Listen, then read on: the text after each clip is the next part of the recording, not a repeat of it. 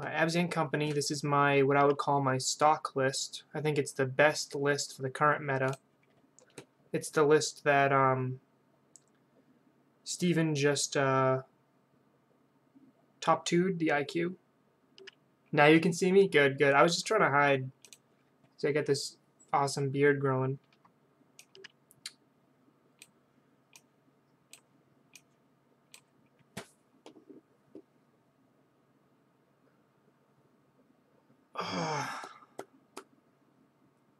I want to like this hand. I like really, really want to like this hand. So I have a turn 1 Noble, a turn 2 Druid.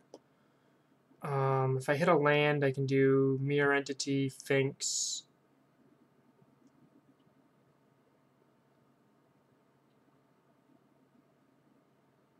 I saw a couple spoilers, but I couldn't read them. So if you don't mind some translations, that'd be great.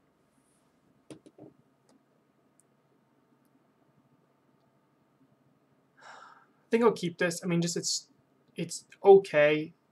I don't love this hand. It's basically a mold of 6 anyway with Ballista in the hand. This hand is just trying to do too many things, and it is land light. So if we're up against if we're up against Burn or up against is it Phoenix, we're gonna be in a lot of trouble. But if we're up against something like blue-white control, we could be a lot better here.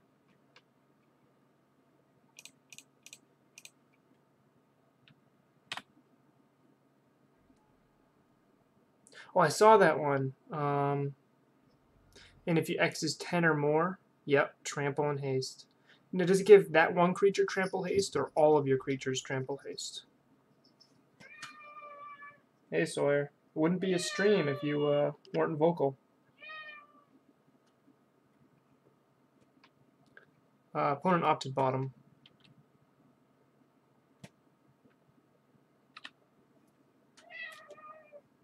Cool situation right now is that if they path my Druid, it actually kind of helps our mana situation out a little bit here. 1, 2, 3, 4 total mana available. What I think I want to do is play Finks and a Noble here, but I'll start off with the Noble.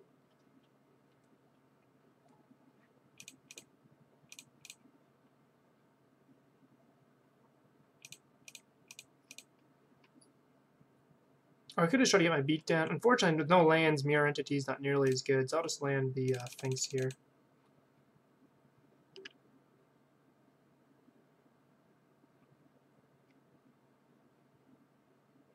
Expect some sort of counter magic. And the next turn I'll have Coco mana up.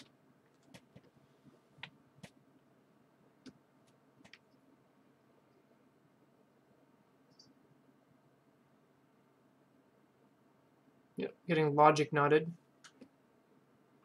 Why wouldn't they do X is 1?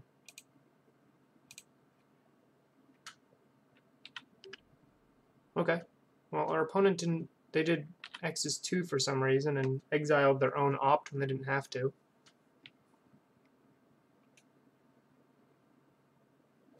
Callahan's, you're doing a league right now too? Awesome.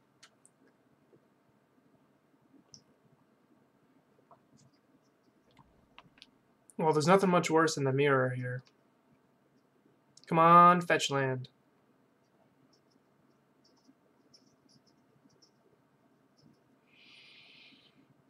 I can put a Ballista on 2, which is probably a bad line. I can do a Eternal Witness, buy back the Finks, which doesn't really do anything.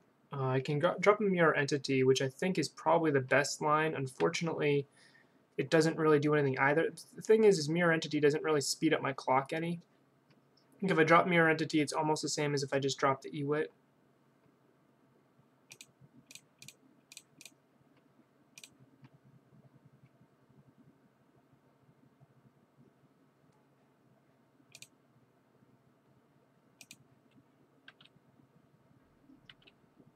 I'll swing for 2.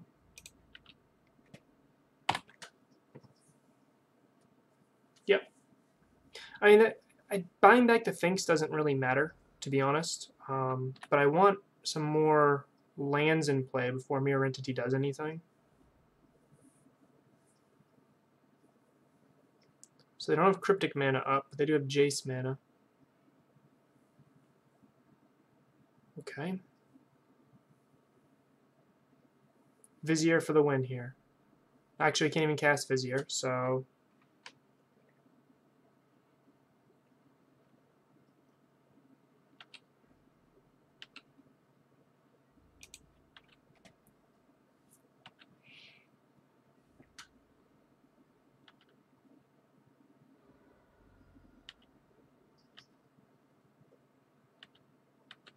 The only other thing I could have done there was drop a Ballista on 1, and I think that's a decent line.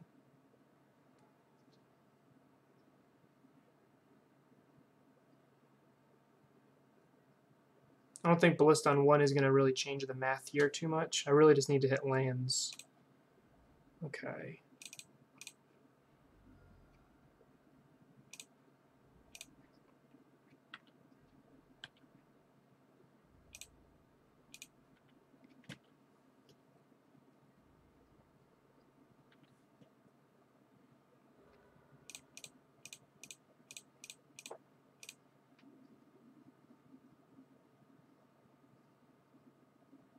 Playing Ewit here just to rebuy a land, so I'll have company mana.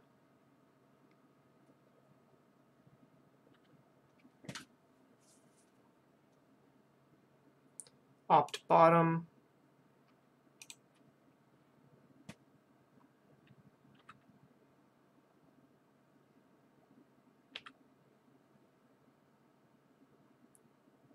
I think that their board wipe is going to be a Terminus, not a Supreme Verdict, so I don't think Finks is actually going to do much here. I think Finks is actually really... My line with Finks was just to try to get 5 power on the board with the double nobles. But I can kind of achieve that just with Eternal Witness here. This looks like a Jace, so I'm in a world of hurt right now.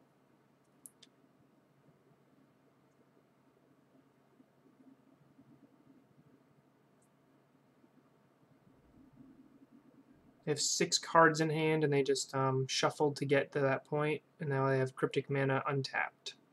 I don't really see how I can win here. Gotcha. I think I'm going to lead off with attacking with Eternal Witness into Teferi, and then see what they do.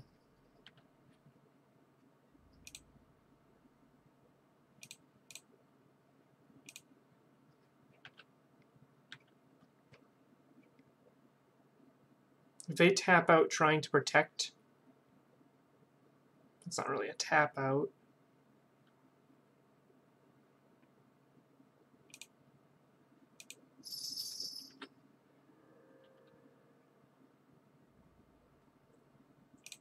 I think I'm just going to go for the win right here. I don't really see any situation where not going for the win here is beneficial.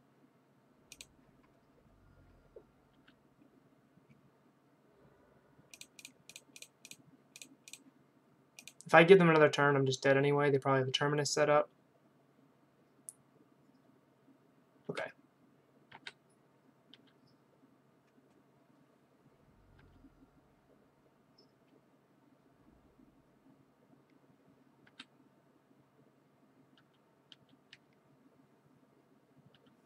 I'd much prefer being Amulet Titan in a situation like this against Blue-White Control. I mean, Amulet Titan wouldn't win from this spot either. But Blue-White Control at least has...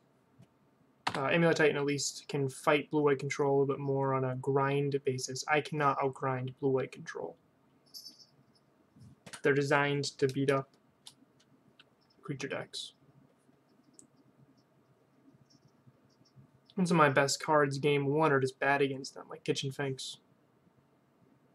The fact that we've gone pretty deep so far and haven't even touched a Vizier or a Cord really is a little unlucky on our part. Especially since we missed a land, too, for a while, so you'd think that we would have seen a Vizier or a Cord when we weren't seeing lands.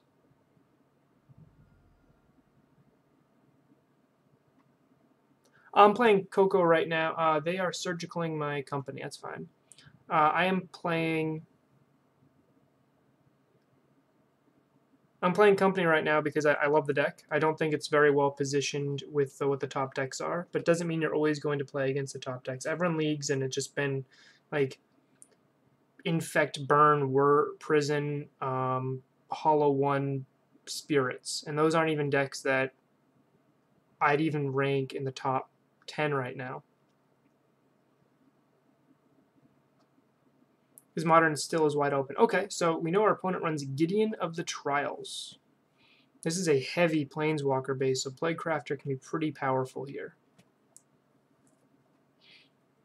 Infinite Life doesn't win us anything. Yeah, I think I'm just going to concede here.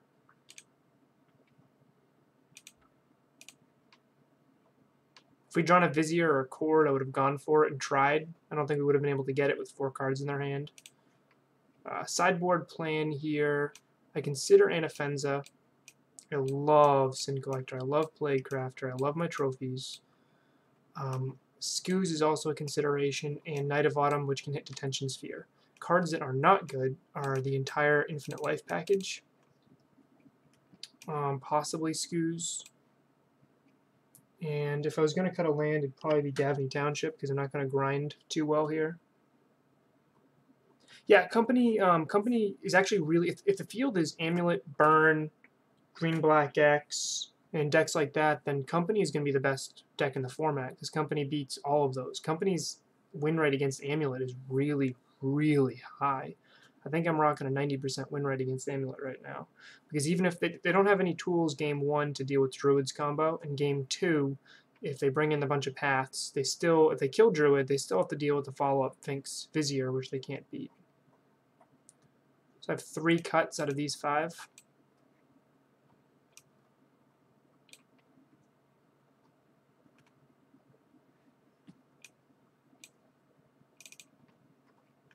I didn't see any snaps. I think they might be running Gideons instead.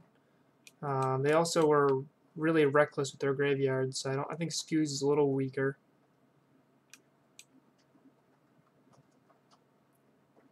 I think I'll run this. Yeah, Amulet cannot beat Devoted Druid. The hashtag no bad matchups is a lie. John Rossum actually lost the IQ I was at in the top 8 to this exact deck list. My deck list here. Well, we should have a tournament report of that from Steve, from Steven pretty shortly. So join the Discord. You get to get access to the sideboard guide, get access to whatever current deck list I'm running for Coco, and you get to see people that are having success with the deck list all over. Because this deck list, this deck can beat anything, and it's very proactive. So if an opponent stumbles, like he actually did okay against Phoenix at the event too, because his opponent stumbled a little bit, and he was able to prioritize on that. Being a very proactive deck is very good. When you can beat somebody who stumbles a little bit because they're stumbling, even if it's a bad matchup, you can still steal wins.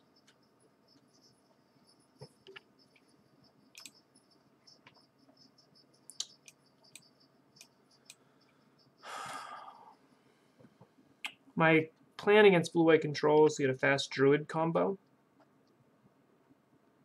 And this hand has the potential to do that, but to win on turn 3, and I will have 2 draw steps before that. My draw steps would need to be either a Cord, so just a Cord would win me the game, or a Vizier and something. I'll count Company as a hit too, so I have 4 Cord, 4 Company. I think I'll keep this. I get 2 chances at having a really, really good line. Yeah, I should be able to link the deck list. It's on the Discord. It's under the sideboard guide. So I'm going to keep this. It's a little risky, but this matchup I need to take a little bit of risk because I need to beat them within the first 3 or 4 turns before Cryptics come online. Once Cryptic comes online, this matchup gets considerably worse. I'm going to fetch an Overgrown Tomb here. I want to thin my deck to maximize my 2 draw steps chances of hitting a Cord. And I don't care about getting basics in this matchup. In fact, I actively don't want to get basics. Oh, okay. I'll try to link it. Okay, first draw step is a whiff. We need to hit a chord with the next one.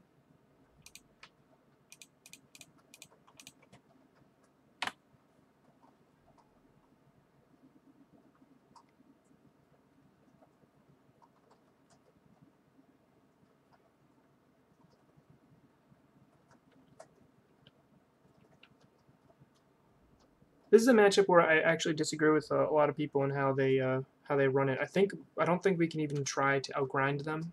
Mirror Entity allows us to try to pretend like we can, and we can't. We'll steal a game or two every once in a while there, but really we just got to try to combo fast. You want to mulligan for a Devoted Druid hand and draw into something. Like I have an 8 out of 50 chance to draw into a chord right here. And I didn't.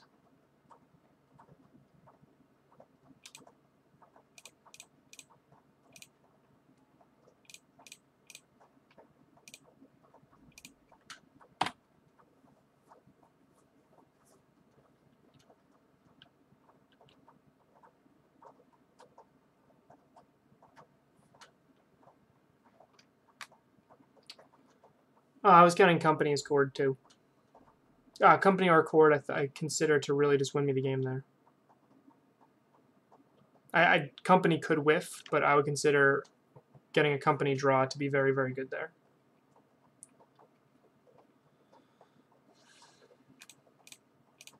Okay, so it looks like we're getting a fair game plan here. It's turn 4. We don't have anything really going on.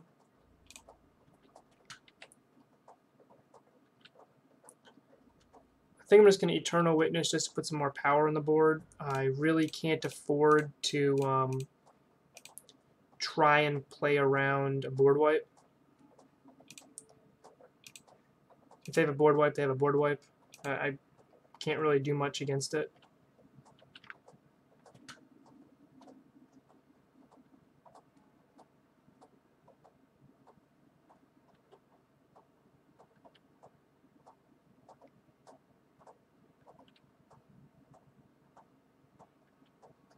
They bottomed their opt.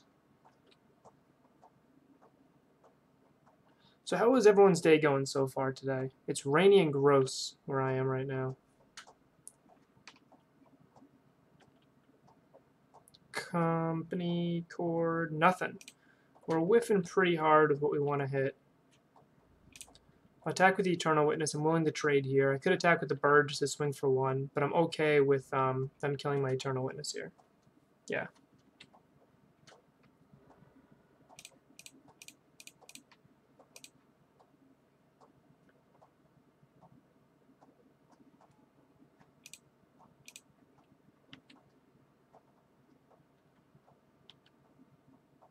It's definitely Monday. Yeah, today even feels like Monday.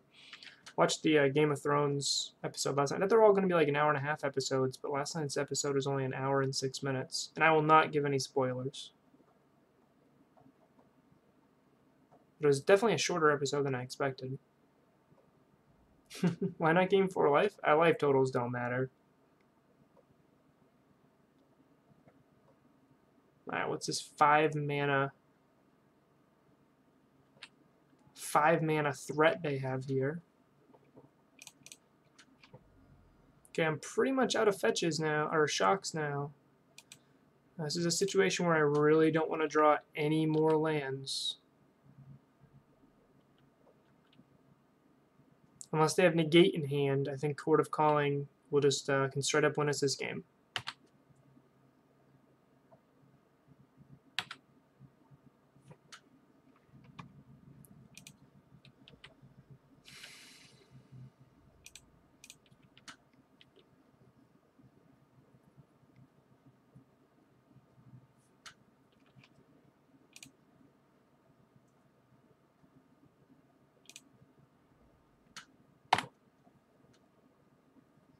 So we're just not drawing well at all. Game 1, we did not draw any chords or draw the Vizier. In Game 2, we just need a chord or a Vizier. A Vizier would be okay. I just hold on to it for a little bit. Yep. I mean, we're getting to turn 6 here. We've, just like last game, we have our chances. We're just not drawing into them. Yeah, this magical basic swamp here. Opponent did not Fate Seal us. I'm just gonna fetch down, and we are now out of fetchable lands off of Verdant Catacombs. We have one fetchable land left in our deck, which is just like we drew it up, right? We just want to get tons of mana in play here. Okay. Yep. Let's get these noble beats down.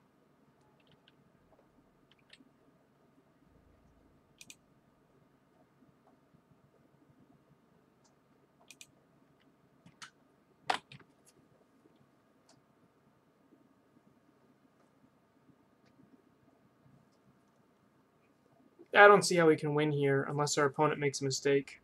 Our window for courting, Eternal Witness courting for victories, I think it's over.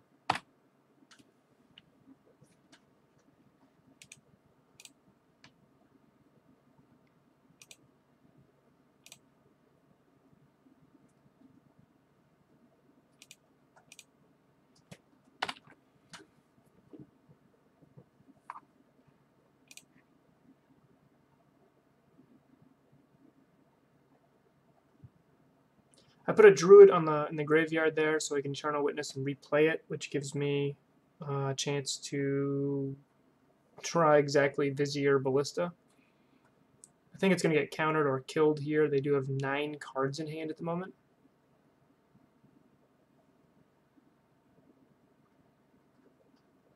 Yeah, this game is... they discarded Logic Knot, and what's their other discard? If they show me a Cryptic, they discarded a Cryptic. Alright, let's bait out with the bird.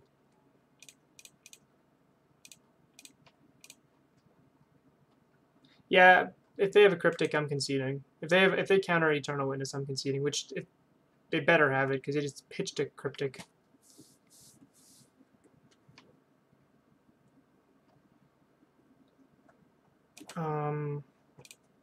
Sure. I have exactly 1 land left in my deck. I mean, I can't believe I've drawn all of these. Oh, I'll be right back.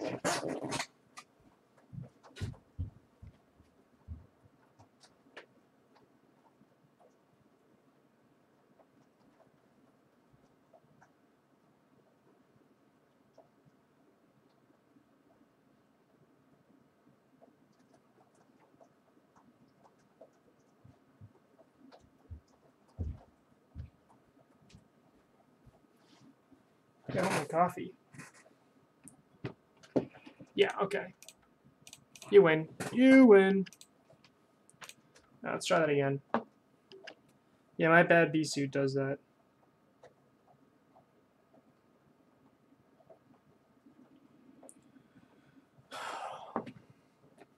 I didn't put the B-suit on correctly, and I may have not had my fly all the way up. So B's got in my pants, B's got under my B-suit, and there's not much scarier when you feel a bee, because you're surrounded by a swarm of bees, and all of a sudden you feel, because if you're just surrounded by bees anyway, you're going to feel the little itches, you're going to, just in your mind, you're going to be like, ooh, there's bees everywhere, but when you know they're actually there, because not only do you feel them, but you also see one on the inside of your bee-suit mask, while you're carrying a beehive full of angry bees, because you had contractors move your beehive when they weren't supposed to, and then deny it, because they're filthy liars. Turn 1 Noble, turn 2 Finks, turn 3 Shalai. That is a keepable hand, especially since we have the Vizier. This is not a Druid draw, this is a Finks combo draw, which is fine against Phoenix.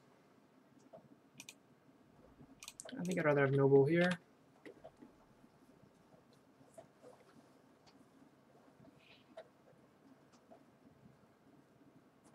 Yeah, I mean, Bird of Paradise is not sufficient bait. I was slightly being cheeky. I mean, we didn't draw... Oh, we're up against Storm. Oh, this hand is terrible against Storm. What do I want here? I don't want any more lands. I don't think my life total matters that much. I can go Duskwatch, start digging for Seer or a Druid with a bird, or I can just drop Finks. I think I just want to drop Finks and hope to draw a Chord or a Seer naturally. Another reason why I run 2 of them. No. We are not, but we still have an Eidolon in the bank. And this Sultai actually can do some work against them.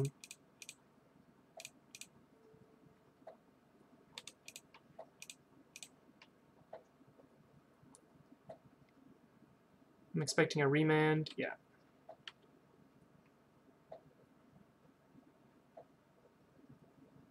So we're probably dead.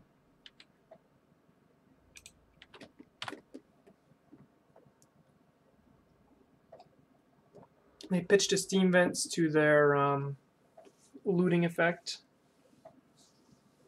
This is part of the problem. I mean, we have not drawn well. Against Blue-Eye Control, I mean, think of how many we didn't draw a single Vizier. We didn't draw a single Chord. And we had a really good window there early to win the game. It just didn't work out. What are the odds? Our opponent bottomed their opt. What are the odds that they... Yeah, they're not killing us, so we're not dead. I can either try to recast Sultai, or I can go play the bird, play the Vizier, and then go 1, 2, 3, 1, and try to combo for infinite life. I think the longer this game goes, the worse I'm going to do. So I think I'm just going to... I want to make sure I'm counted correctly. Bird, Vizier, 3, 1. Yeah, I don't think I can win if I don't do it. I'm playing the bird just to progress my boards, even if I end up countering. With Court of Calling, it's pretty neat that you can... Basically, if a mana dork, you can just kind of cheat it out right away anyway.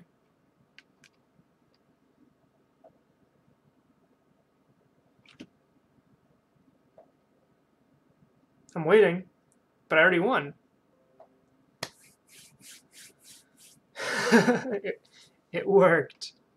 Okay, I wonder what they had in their hand. You could wait till they tapped out. I just want to give them one less draw step to have one less of a chance to draw into another remand, or have another remand. So Sin Collector's important here. Eidolon's really important. Scavenging Ooze is really important. Cards that aren't as important are, well, how about we pull up the handy dandy sideboard guide.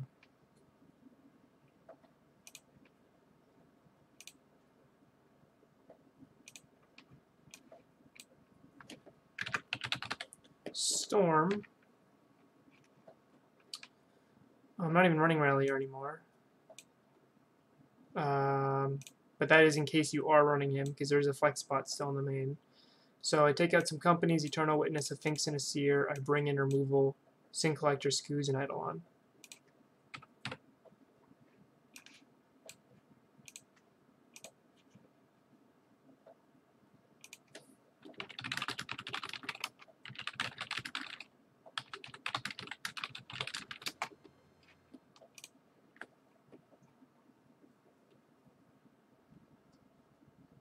I could have waited for that. That's right.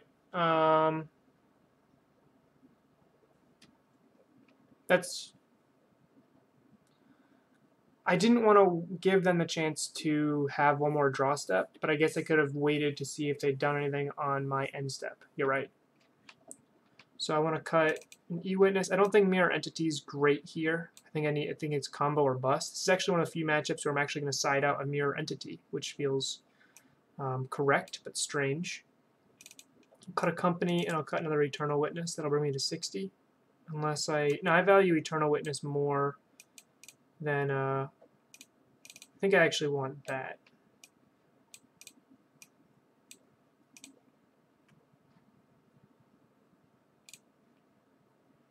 I'm choosing not to bring Paths in right now, unless I have a fast combo draw. Path's going to be ramping them anyway.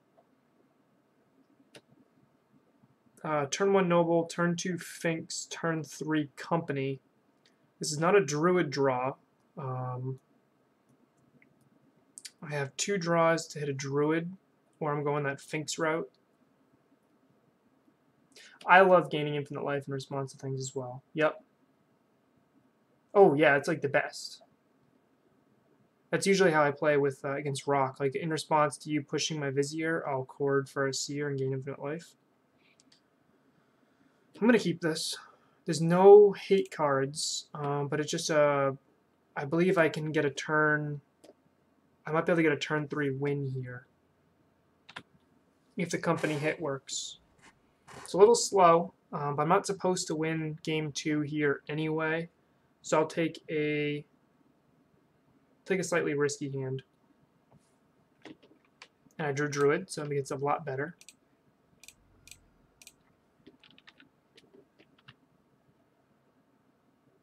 Yes, yes. There's 6s. I mean, I don't need that many cards for my hand to be excellent. I'm going to go Druid over Finks here. Druid has a higher chance of winning something for me. And I'll just pass the way this is. So with the Company and with the Dusk Watch in hand, I just need to hit a Vizier off of Company and I can win the game. I just need to survive that long. What our opponent should do right now is they should get a small little Grape Shot and kill my Druid and my birds and make me untap and go from there. This is why Storm is a bad matchup in the hands of good pilots, because they know they don't need to just combo kill me. They can just use their win condition early to wipe my board. Because they don't have to kill me, they just need a Grape Shot for 4.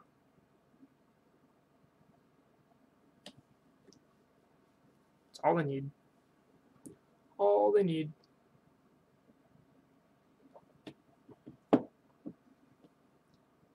I'm willing to keep a turn 3 Collected Company in a lot of cases in this situation because I have so many good company hits with Sin Collector, with Eidolon, let alone combo pieces. Even my double Scavenging Ooze is really good pieces I can hit with my company here.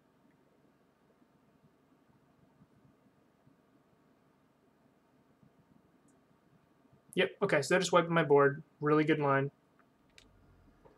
Is this Caleb sure?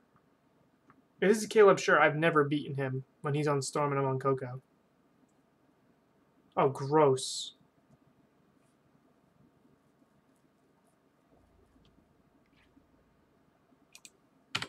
I'll ask.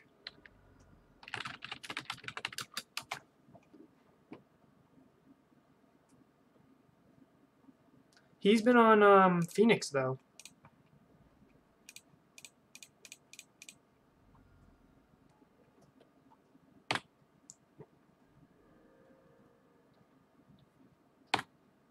So I need to hit a land so I can cast Company.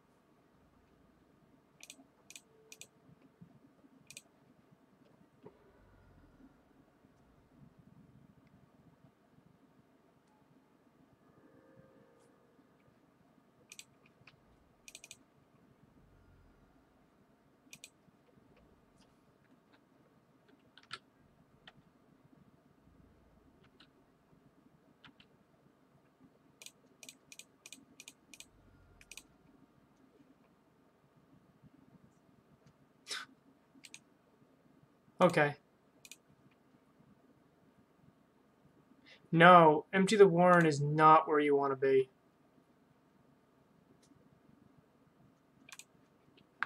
But, I mean, if you can stop our win condition early, if you can just storm kill Druid, Empty the Warrens is a fine finisher. Especially if you're expecting Surgical or Scavenging Ooze to get rid of the first Grape Shot, then yeah, I think I'd still keep an Empty the Warrens in against us.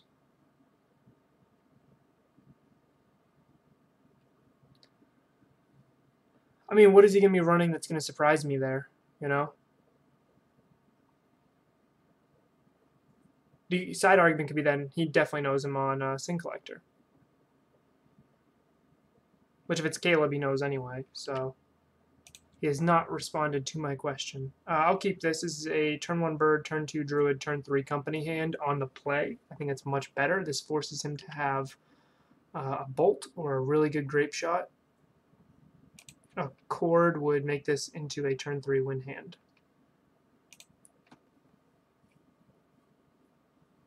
True. I can't think of anything unusually spicy that I would see in his deck. Like, that would surprise me. Like, I'm expecting some answers to Shalai, because he saw her. I'm expecting like a repeal or something. A bolt early. That means he's got another one.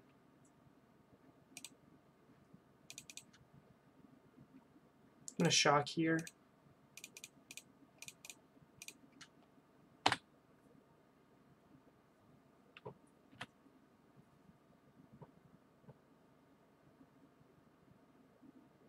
Okay.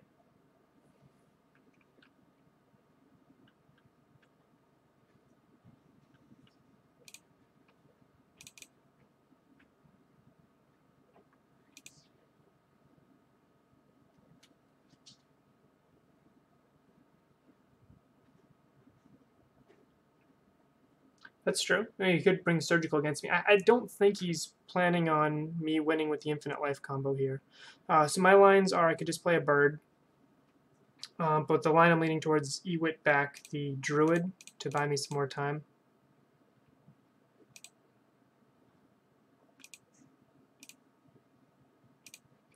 And let me give me a chance to combo off in the future. So next turn I am definitely playing Collected Company over Druid unless I draw in some reason not to. Yeah, I'm just going to cast Company here. I could hit an Eidolon or a Sin Collector, something to really slow them down. I want Scavenging Ooze. Unfortunately, I didn't hit any hate cards here. Hey, Double, how's it going? I don't think I care about the Vizier. So I think I'll grab the Duskwatch and then I can cord for the Vizier.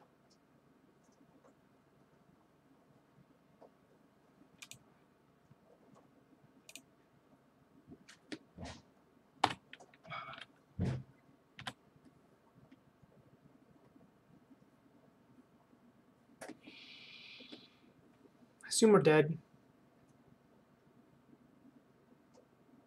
If we get to untap, which I don't think we will, this is turn 4 against Storm. Scavenging Ooze should be able to take over this game.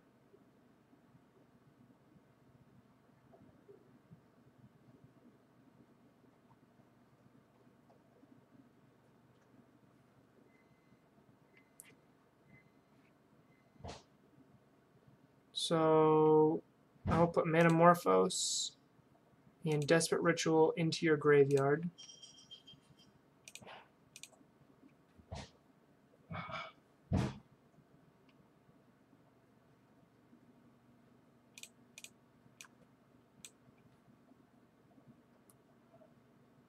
Yeah, we're just dead. No Gaddock Teague in the board. Gaddock Teague is very bad, very good against us because we have Cord and Company, which are cards we're heavily leaning on. So no Gaddock Teague for us. I am not surviving this turn. Yeah.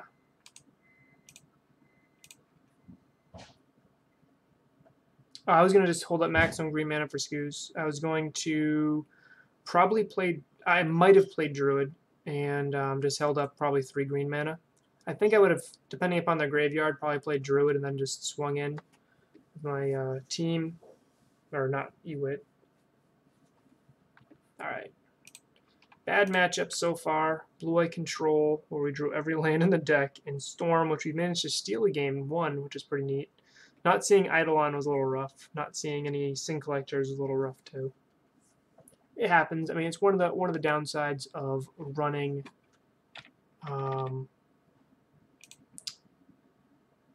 running a creature-based deck like this. Oh, I missed a follow. Cuckoo Thulu, thank you for the follow 12 minutes ago.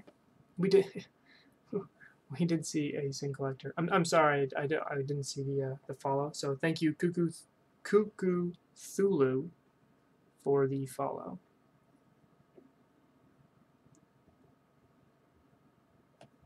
So here's the deck list. So sideboard, we had Sin Collectors, the Eidolon, the Skoos. And we took out some redundancy here.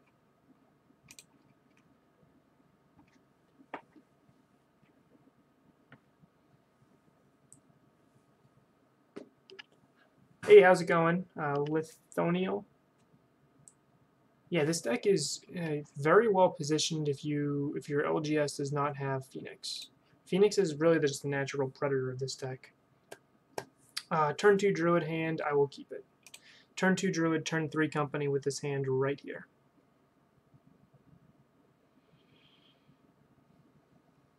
And we get to do something which I love doing with decks like this.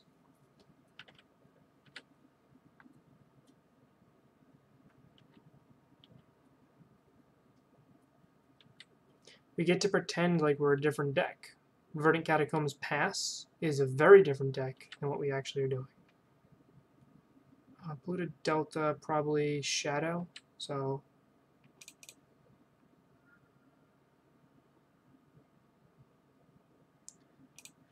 Thing in the Ice absolutely wrecks any creature-based deck, which really makes it unfortunate to be a creature-based deck in this format right now. That's actually the big problem I have with Phoenix. It's how consistent it is, how powerful it is. It isn't even the fact that it's 20% of the meta on day 2. It's that it is a natural predator of creature-based decks, which I think you should never stifle creature-based decks in the modern format. So we're up against the Esper Control deck, which is another bad matchup. Probably even worse than blue-white because they have more spot removal, and spot removal is better against us than board wipes because it makes us overextend. I think I'm just going to jam Druid Pass. Yeah, I should have tapped Cavity instead of the Plains there.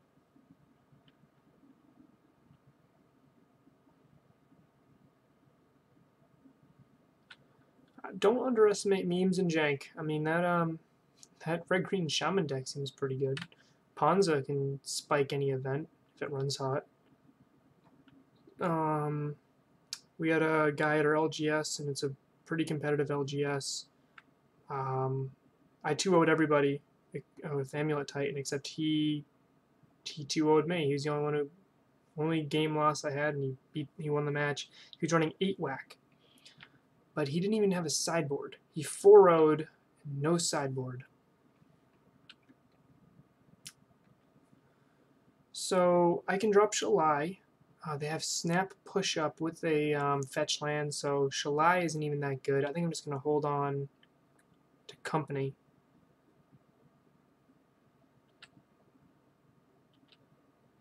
If they crack the fetch, I'm going to cast Company now.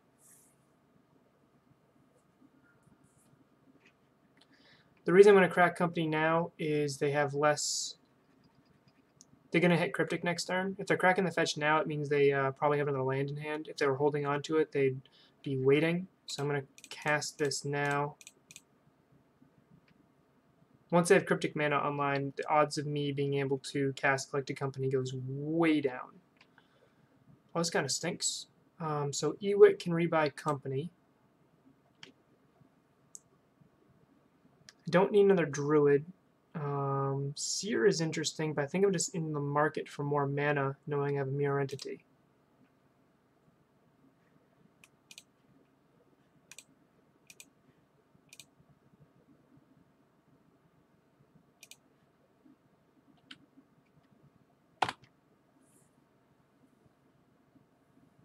The Lunge version is pretty interesting. I'm not a huge fan of it. This looks like Esper Charm. Targeting themselves, sure. Because I would really like I enjoy gameplays against mid-range decks. I like playing the mid-range battle, and I don't think Lunge is particularly well set up to beat the mid-range battle. I really like how this deck can transition into a really good mid-range deck post-board. And the lunge version isn't as good at that. If you told me it was going to be blue-white control, storm, Esper Control, I don't know. Might have sleeved up something very different here in this league. Okay, that's interesting. So I have 1, 2, 3, 4, 5, 6 available mana. Kaya is an absolute beating here. I could Gavany. The real question is here, do they have Path to Exile? Because I could kill Kaya right now with Gavany Swing, but if they have a Path, that would blow up my entire plan. I could try to win right now off of a Collected Company. Considering they only have one card in hand, I think that's the best line I can take.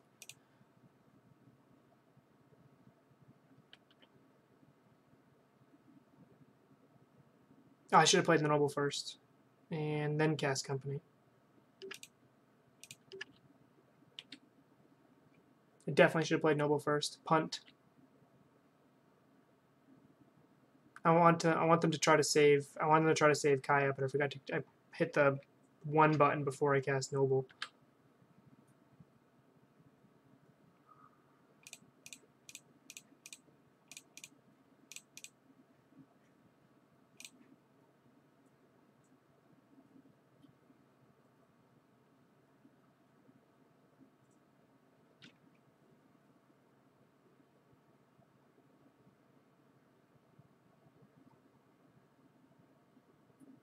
That was a huge punt. I hope that doesn't come back and bite me. I had a window here.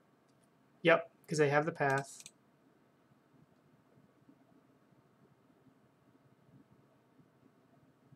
I don't actually want her in the graveyard. She doesn't do anything for me there. She also will just get exiled, so... Yep, I definitely missequenced here.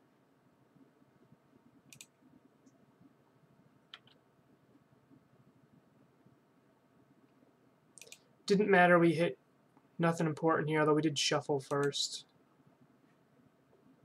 We got a chord and a company on the bottom.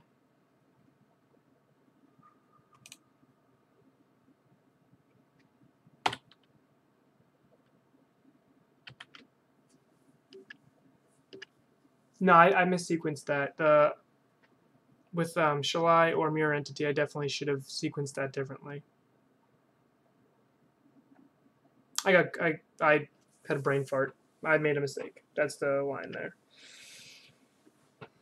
I should have, well, to start, I should have played the Noble Hierarch. That alone would have pressured them to respect Kaya. Yep. Respect the Ewit killing Kaya. My chances of winning this game just shrunk dramatically here.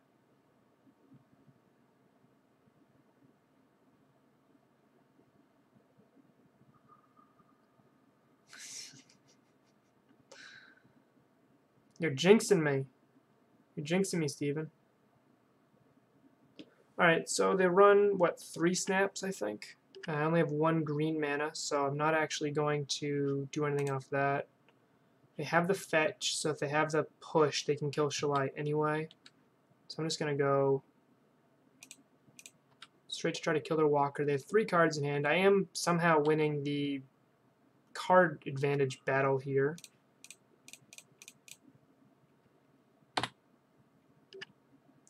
Oh, Foxmitten. Yeah, so I just missequenced that line there. It was not optimal at all. It was definitely put us in a much worse situation here, game 1.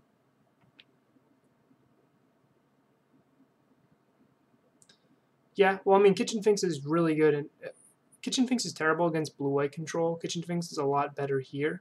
I know they do run 3 Nihil Spellbomb main if it's the stock list that top 2 that SCG event recently, which does hurt Kitchen Finks.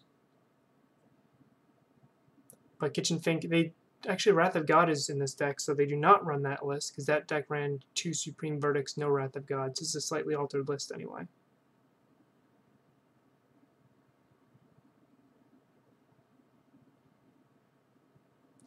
The reason why was I wanted to be more mana efficient here. Shalai is a 4-drop. Finks is really good here. You're absolutely right, but I wanted to have a Like, think of this line here. He just played the Jace. If I top deck a land now, I can Gavany and reset Kitchen Finks, and now that 3 power I can kill the Jace, even if they have a way to deal with Shalai. I was just being more mana efficient by playing Shalai there. I really just need to kill Jace. I'm actually just going to swing both at Jace here.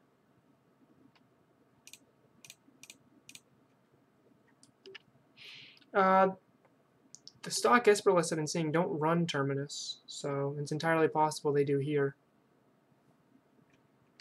Yep.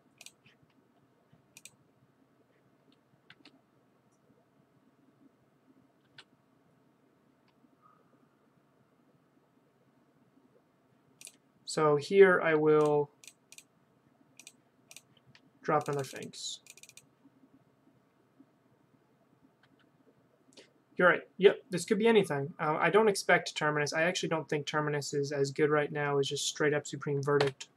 I think Supreme Verdict is much better than Wrath of God, although the mana base, you probably need to consider that. Although with single blue, I don't think Supreme Verdict's that much harder to cast than Wrath.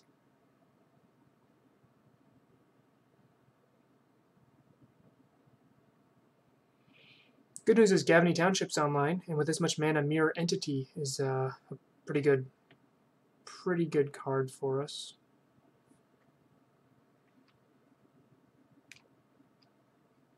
Green, green, green. 1, 2, 3. We can chord for a 4-drop. I don't need to, though. It's going to do the same thing again. Somehow we're winning a card advantage battle here. So I'm just going to try to eliminate their win condition and survive. Kitchen Finks is sticky enough to survive their board wipes, especially with Gavany.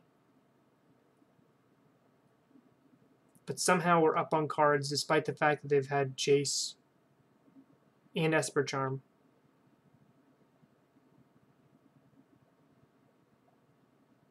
And our hand is gas, too. Yep. And I normally am not a proponent of trying to play a value, well, this kind of stinks, value game against a control deck, but I think it's what we need to do here.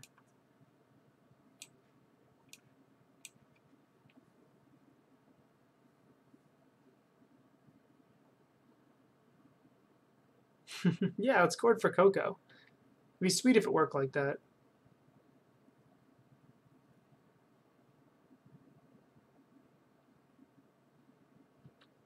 What they should do is they should path the one without the counter on it and then force me to either Gavany and spend my entire turn protecting and block right here. Yep. So I either am spending my entire turn protecting my 1 Kitchen Finks, or I'm letting that Finks die and then deploying a Finks and a Scoos. I think because I'm up on cards here, yep, I'm going to let this happen.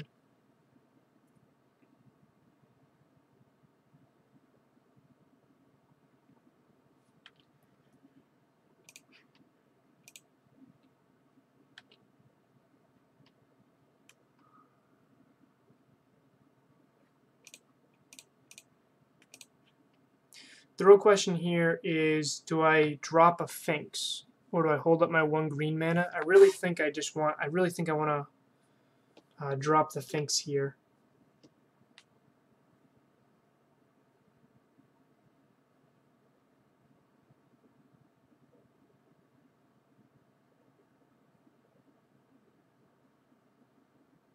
Yeah. I have enough cards. I still have the E-Wit Chord, so I have plenty of things in my hand. Mirror Entity needs a board state before it gets powerful. Ballista would be a decent draw, so then I can just pick off the Jace. Logic Knot for 5. Okay, well, I will not pay that, but I will just deploy another Finks.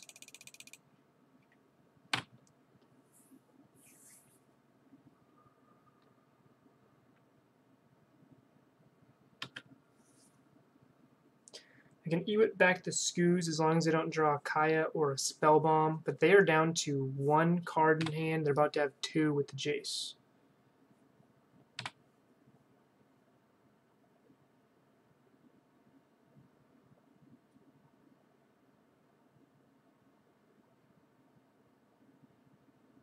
Man, Jace has so much text on him. I don't love Knight of the Reliquary, although so far in this league, Knight of the Reliquary has been better than Finks. Knight of the Reliquary is pretty good in these matchups where you just want a big threat early. Okay, so what do I want to do here? I can 1, 2, 3. I can Eternal Witness, buy back Skoos, 1/1, and then force them to do something. I can E-Whip back a Finks. I can Chord for something, but Shalai is already exiled. I'm just going to attack and go from there.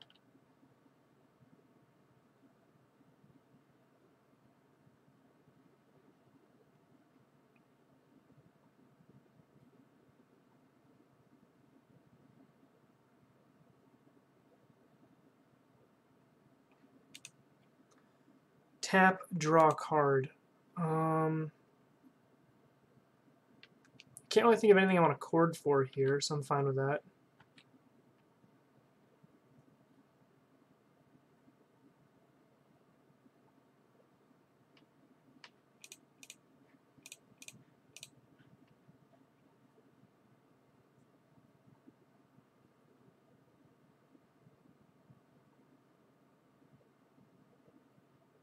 Now I have to choose between Skoos or Finks here. Finks is obviously better against any board wipe, but Skoos can stop any snap shenanigans. I think I just want Skoos, and I get to hold up a mana here.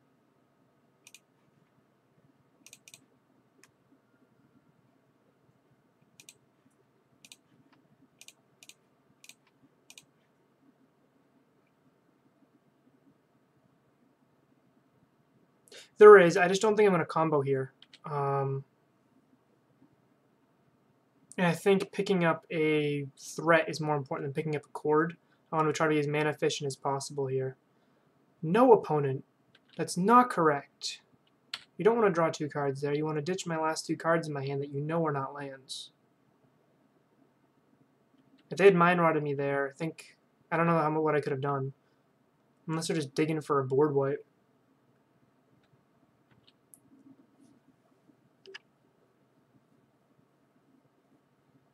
Yeah. So I'm just playing the value line here. Core just not very mana efficient, and it is really good if I'm not planning on attacking, but I plan on swinging my guys sideways every turn if I can. Interestingly enough, I can actually Chord for 1 right now, which is a line I could take if I wanted a Viscera Seer in play, maybe to stop Path on Finks or something to that effect. I could Chord just for Noble Hierarch to add bodies for Mirror Entity.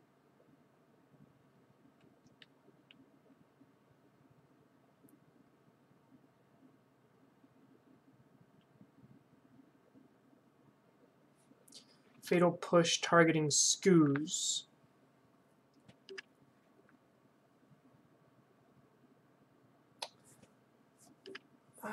Yeah, I think that's my line.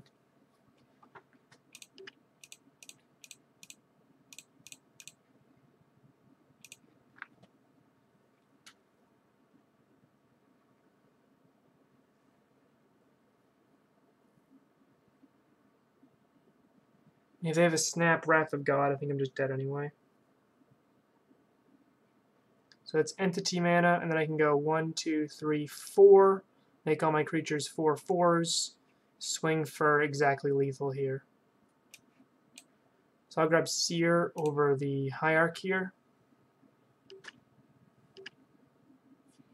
And that way I can get a free Scry here.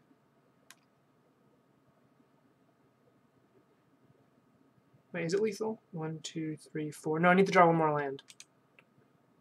I'll top that. Infinite Life doesn't win me the game, but Infinite Life can scry me 2 cards I would like.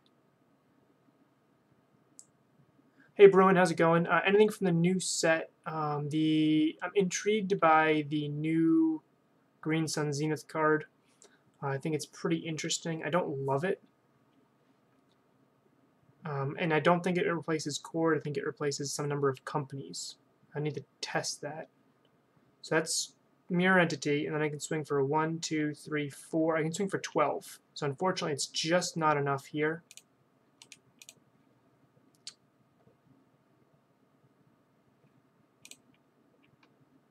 1, 2, 3, 4. So let's just do this. So next turn it'll be lethal thanks to being able to swing with the Vizier. No, I'm going to bait them with the Gavany. I'll just hold on to Mirror.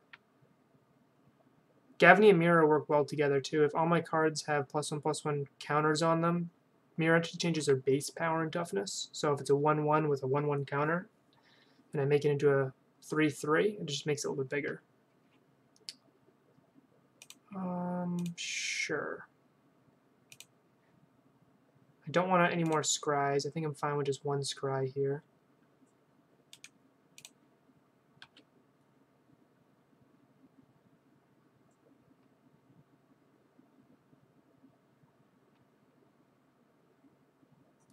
Path on Finks.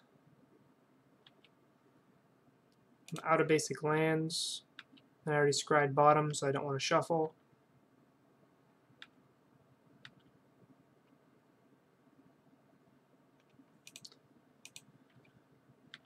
I know they don't have a snap because they would have snap pathed.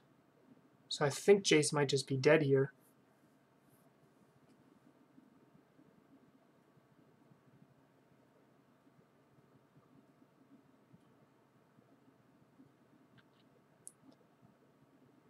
Okay, I guess they just have everything. I guess it does happen when you have a Jace for a little while.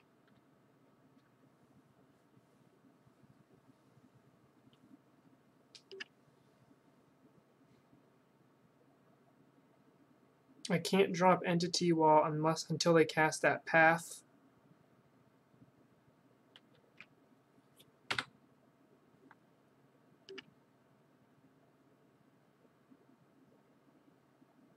Yeah. Okay, so we went from winning the card advantage war to just 2 snap captures and a cryptic command. Just absolutely ended in a game plan we had there. Yep. I think we have one more turn to try to land Mirror Entity and then go from there. I think we are now at like 5% chance to win this game, where before I think we were closer to 55%.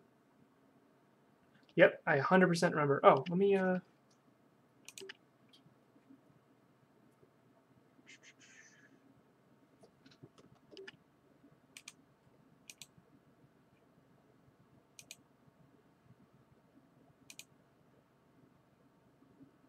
trying to make you a mod, by the way.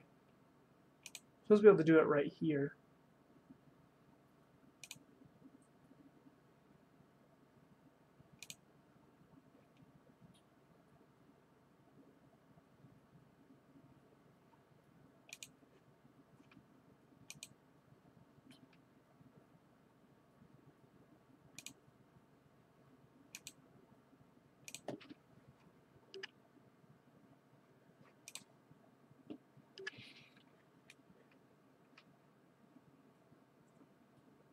So this is the mana I need. Yeah, so I'm just going to cast both cards, untap, and try to win the game. I highly doubt I can do this. A single Snapcaster, a single board wipe, a single really anything ends my plan here.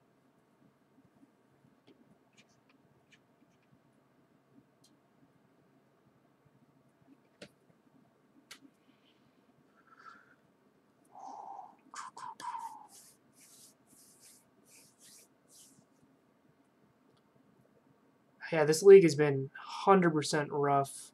2 control decks and Storm is not where I want to be.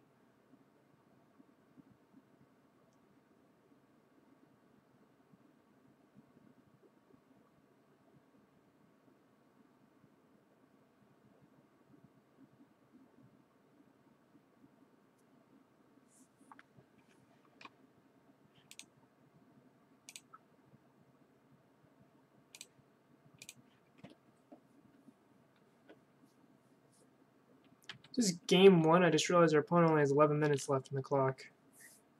I really don't want to win that way, but I don't want to drop 0-3 in a league. What do you guys think?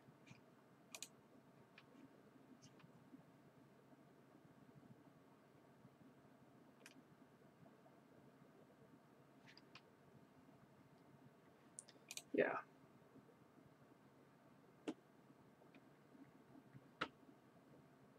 I mean, I can win 2 matches with 15 minutes. I don't know if they can win. What are they doing here? Why would you do that? Okay, they're recognizing the clocks. They're just trying to fate seal and end the game quick. Don't like that line.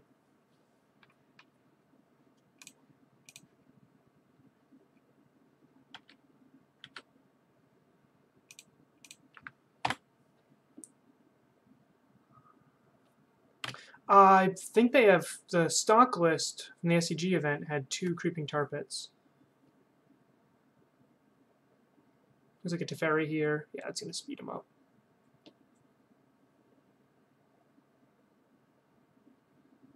In paper, this is 100% scoop, but online you have this beautiful thing called a chess clock. I actually love the chess clock in MTGO. But yeah, no, they're going to win with Planeswalkers. I don't think they can win. I don't think they're going to deal 22 damage to me.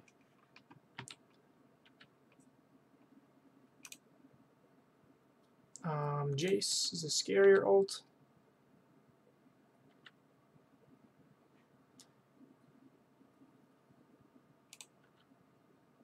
And I'll drop my land and pass.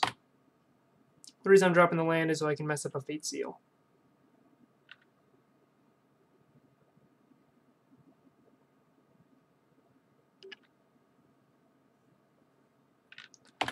I like that idea, to be honest. I think a chess clock is a brilliant idea. I just don't know how it would work.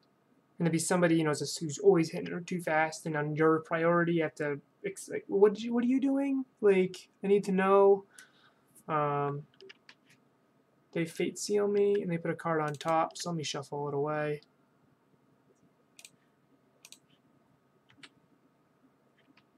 Okay. Don't mind Cord here. I'll attack Jace, and then I'll Cord on their turn.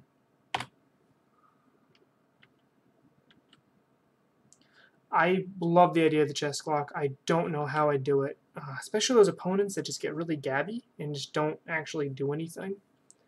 See, Steve, there's the creeping tar pit. By the way, Steven, what do you like being called?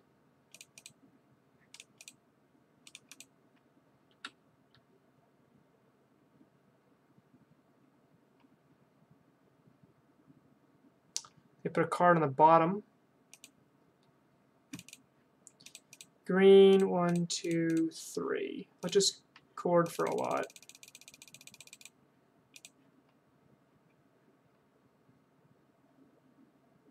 There's a negate or cryptic.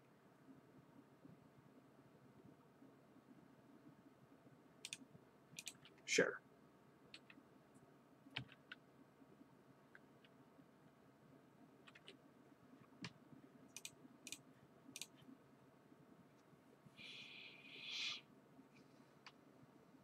That's actually a really good draw. I just don't expect it to resolve. They have 5 cards in hand.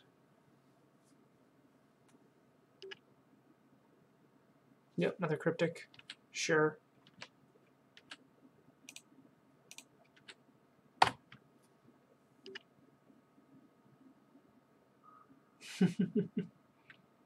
A nap is kind of awesome in the middle of a Magic match.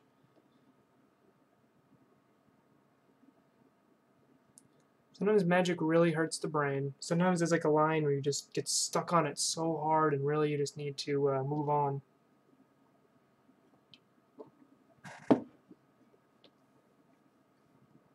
Okay, so they're trying to go the damage route and the Planeswalker win route. I think they can ult Jace before they can deal 18 to me. So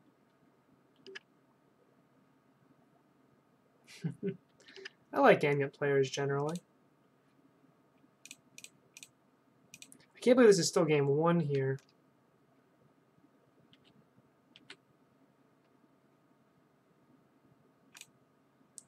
I'm going to attack Teferi. Keeps him off the ult for a turn. Even though it's a Jace ult that actually kills me.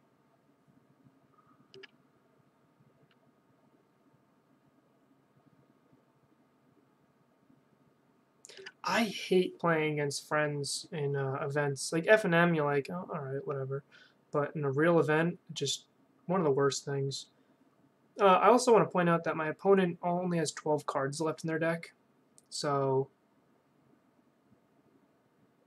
attacking Teferi knocked him back a little bit. Now they have 9 cards left in their deck. I might be able to deck my opponent here.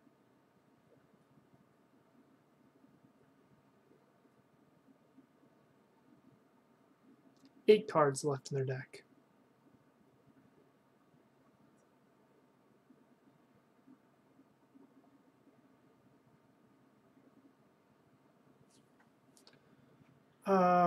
Sure. Okay, we probably can't. But I mean, we're going to be close. If they make a mistake and like Esper Charm themselves again, then we can.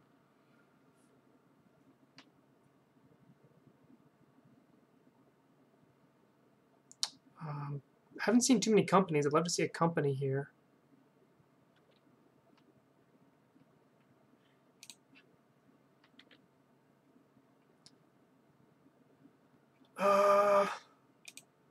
Mirror Entity's been exiled. I could chord for a noble. I think I'm just going to pass here. And I'll chord for like a Finks.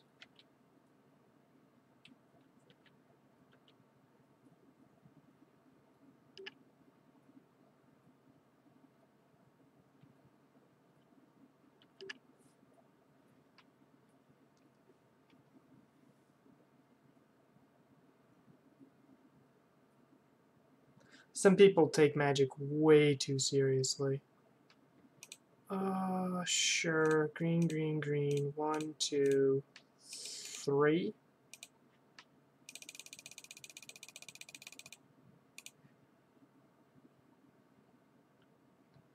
Please note this Verdant Catacombs can't actually get anything.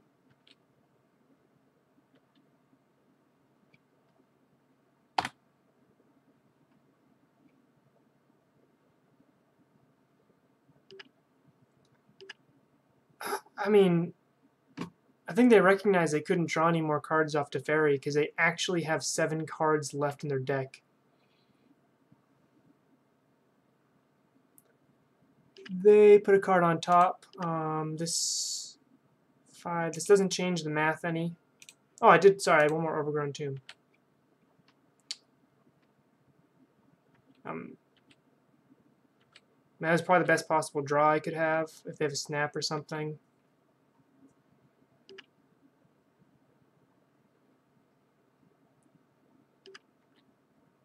Probably.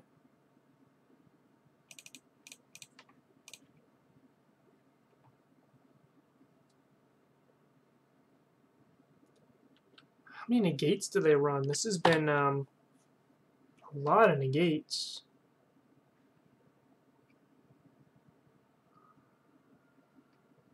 Okay, Collective Brutality to win the game here.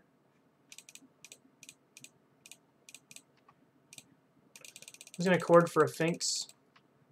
I'm going to do it now. I don't think it matters. If they have the Cryptic, they have the Cryptic. Finks gains me life, which keeps me alive for one more turn. 2 negate. I mean, considering they've seen 54 cards out of their deck, that kind of makes sense. Sure. Okay, I guess that does win them the game. Our opponent has 5 cards left in their deck. 5. Ugh. Yeah, McKinnon I should have, but I wasn't really playing. I didn't have to play optimally there. I had no chance of winning anyway. I know they run Detention Spheres, so I'm considering that. Gideon's really good here. Let's run Sin, Plague Crafter. I love my trophy, and with all those snaps, I kind of love Skews. Finks, I don't know here. No, there's no way they can win a second game. You want me to bring in Path? What will I hit with my Path?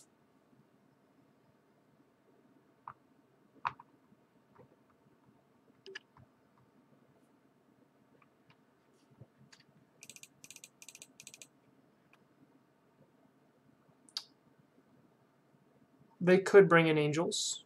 Do they? Their deck list hasn't been standard, so yeah, I don't hate that. Just to keep them from, just to slow them down a little bit. So I have 7 cuts to make. I think Walking Ballista is a consideration. I do like how I can pick off a Jace though.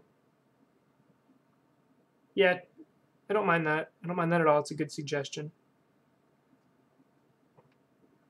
This has been a crazy, crazy match so far. And I think I want to trim some Druids and Viziers. Just because I'm trimming the chords, I'm probably not going to combo here. This is very different than Blue-White Control. This is more like a Jeskai Control matchup, where Finks are actually decent and Druid's bad, unlike the reverse.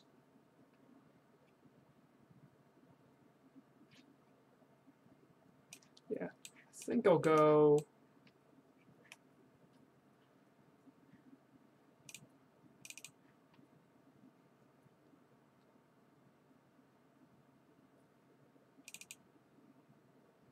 I'm going to go like that. Druid's still a really good mana dork here with Skoos.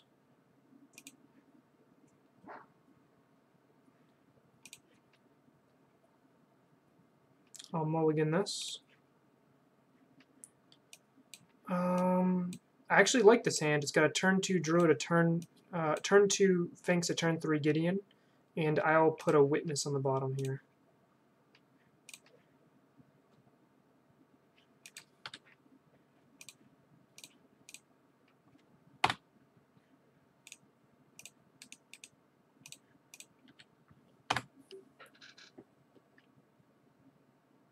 Yep. I still like Druid just because Druid's a really good mana dork.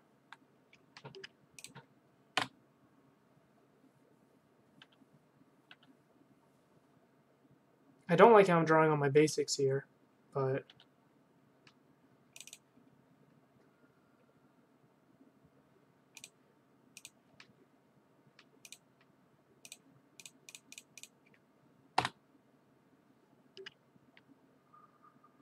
yeah, Gideon is unbelievable in this deck. I used to run Tracker, but we only run 21 lands, and you need to cut the Razorburge Thicket and go up to a 9th fetch.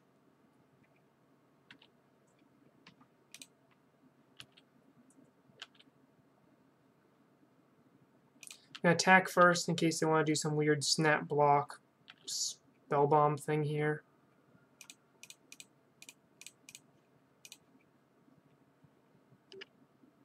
I don't like Godless Shrine in this particular deck list. I like it in others. I need green too much. I do need white mana. Huh. Okay. So we have 11 minutes. They have 5. They just realize they're not going to win this. It's probably a smart line from them. Anything I want to do differently here?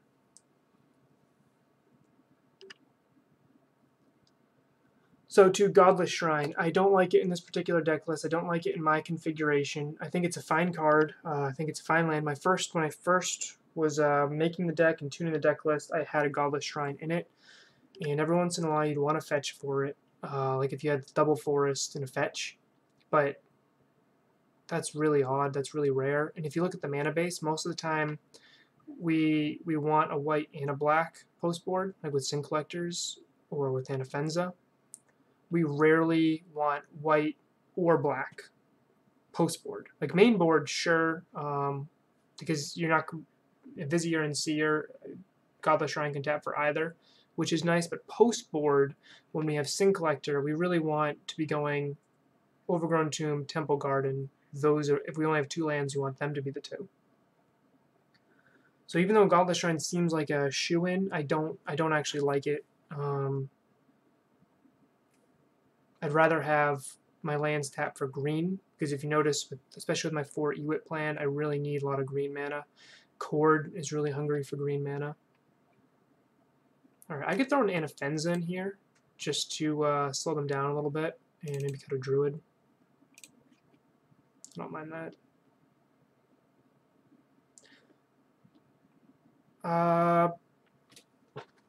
I kind of like this hand, to be honest. It's really bad. Please talk me out of it. Yeah, I'm not keeping this. Just like Plaguecrafter is so good. I don't really want to go to 5. I'd rather have a scry here than what we have.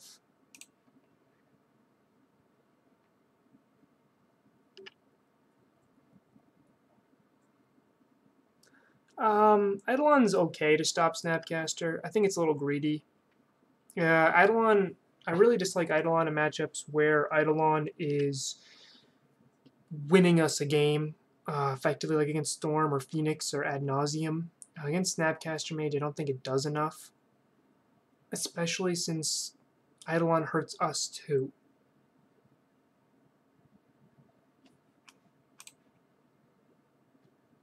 Oh, didn't realize the clock was waiting on me there. I thought it was waiting on my opponent. Okay, Hing got a lot better there. Yeah, I wouldn't run Eidolon against. I mean, if you have nothing else to bring in, it's okay. It's a 1/4, like maybe like against Jeskai control, but it's just generally pretty awful. Because it hurts us. I mean, think of every turn you combo. If you're trying to combo kill somebody, you need to cast more than one spell that turn.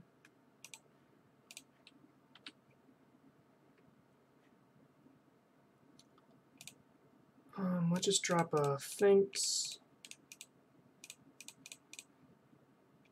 I really do like Finks in this matchup. It's a nice sticky threat. Sure. And the best thing is that just gave me value. I gained 2 life. I spent 3 mana, they spent 1, but I got to ramp and gain 2 life. The life doesn't really matter, except for my opponent's pretty short on time. Okay, life definitely matters now.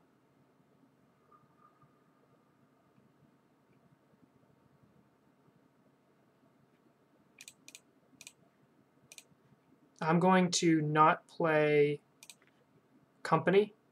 What I'm going to do is, if they crack that fetch at the end step, I'm going to blow up Kaya. They're not, so I'm going to blow up Kaya now anyway. Kaya is one of the few ways they can win in the time allotted.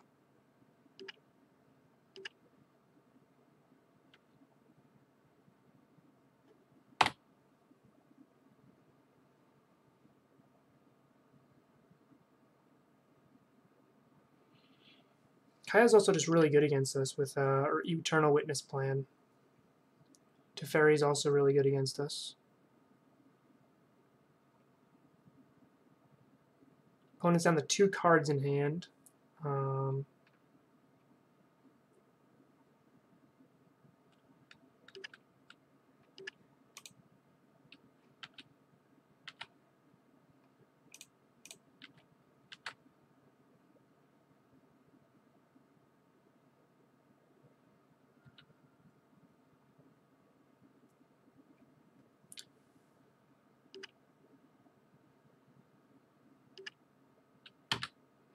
Open to donations. Open to donation queues, Callahan. This looks like Snap Path. That's fine. When they tap out, I'll be able to Company.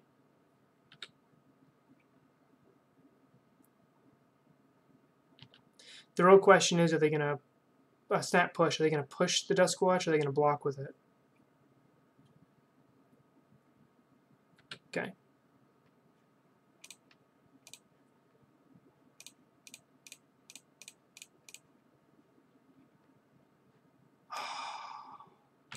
That's unfortunate. All right, I'm going to grab Plague Crafter.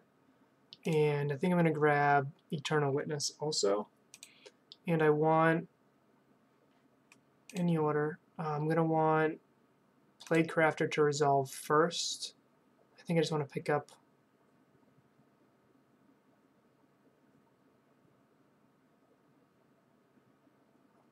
the trophy.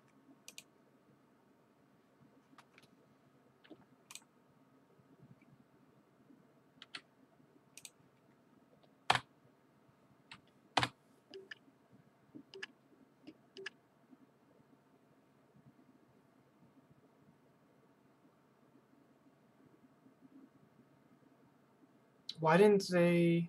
Must have a counterspell in hand. There have been a few times where they could Mind Rot me to great success. Like right then, they could have gotten rid of my trophy.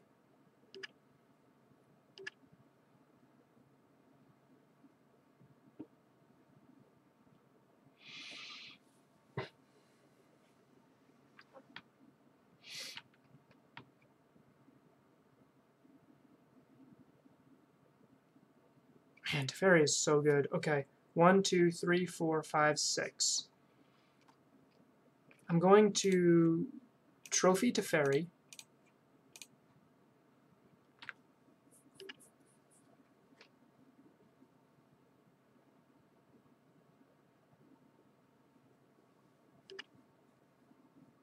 Company was a really good draw here. Then I'm going to attack Jace with both.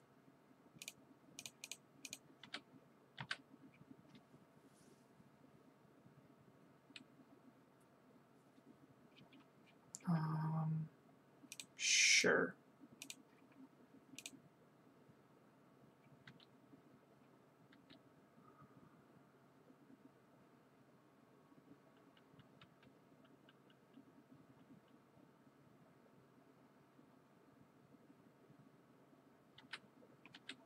I was thinking of Company right there. I don't think they have a way to counter it, and if I let them untap, they're going to have Cryptic mana up. I'm more afraid of Cryptic than a board wipe because Cryptic, they have 4 Cryptics, they usually only have 2 board wipes in these type of lists. But if this resolves, I think I just win the game. Hey Garrett, how's it going?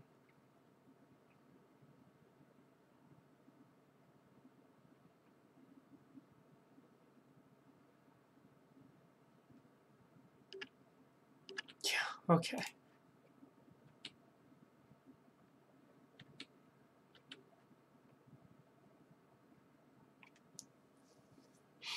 Okay, Snap Path.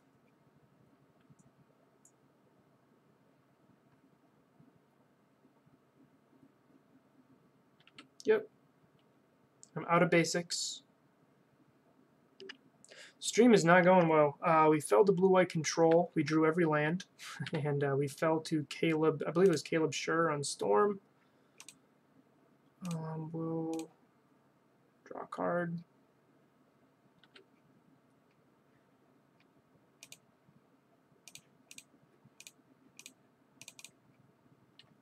Opponent has 1 card left in their hand. Let's check it out.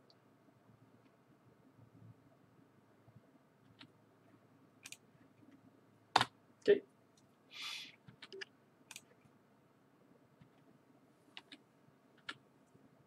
No, they can't win here. They can try.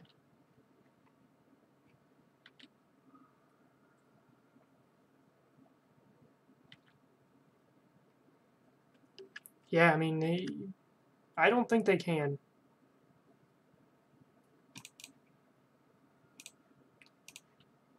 This is game 3.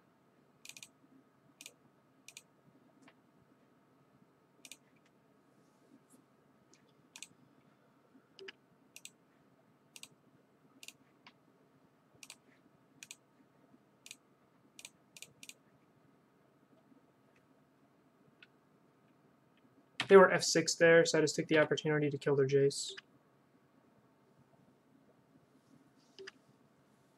Yeah, I think I would have Fate Sealed there also. I'm not going to block here.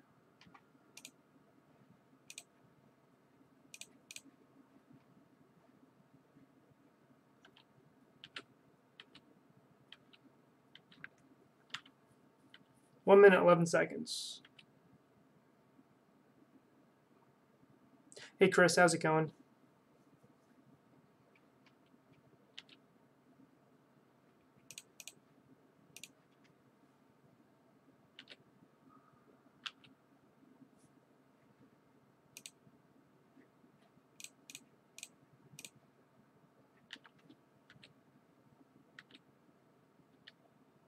Man, I might actually win this legitly, not just with time.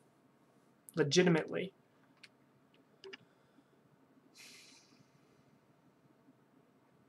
Never mind.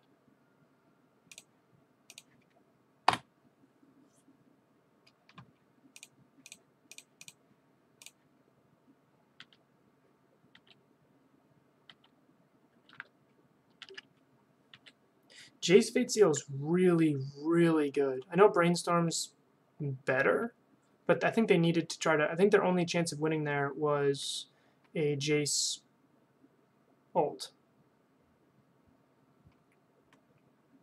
Okay. Wow.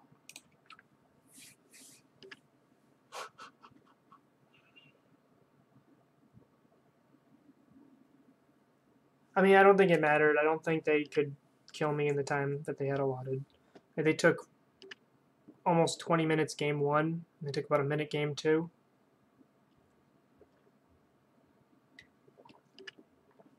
100% agree, Chris. Fate Seal wins games.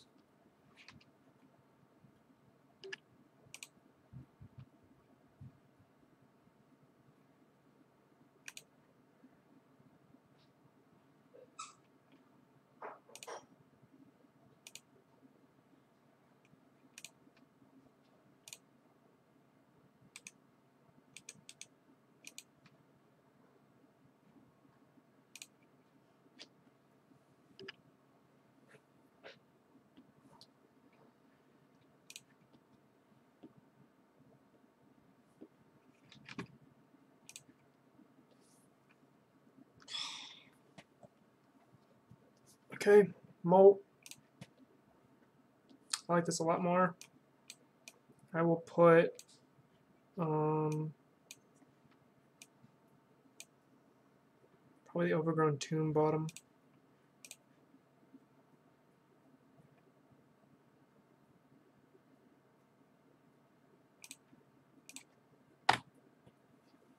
Court of Calling is the card I'm really looking for here.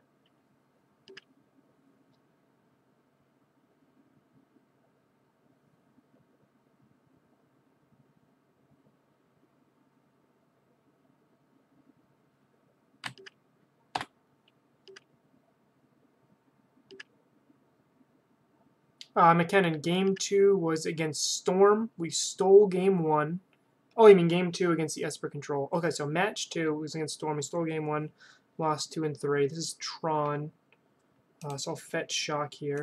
The Esper Control deck, we went turn 1 Dork, turn 2 Finks, turn 3 Gideon, I think, something like that, and they scooped to Gideon. Which is, it was like a minute off their clock. Which is, I don't think they could beat Gideon in that case. I think that them conceding was a great line. Court of Calling wins us the game. We have 8 ways to win the game, not including company hits.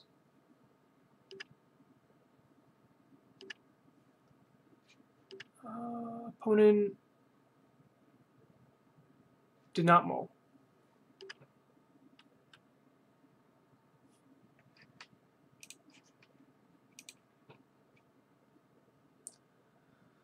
That's not what we want.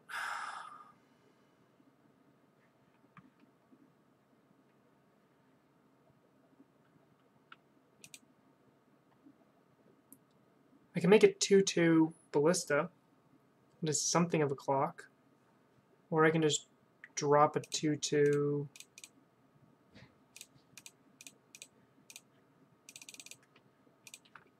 I think that's the best. Still, Court of Calling wins me the game. Vizier wins me the game. A good company hit wins me the game. Yep, we did buy a turn from them not having the... Best they can do now is turn 4 Tron. Okay, they'll have turn 4 Tron, but they'll be a little off from what they're trying to do here. Beautiful. Green, green, green. 1, 2. Chord for 2. Grab Vizier.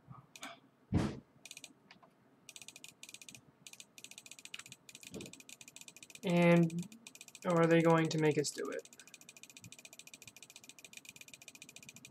Yep.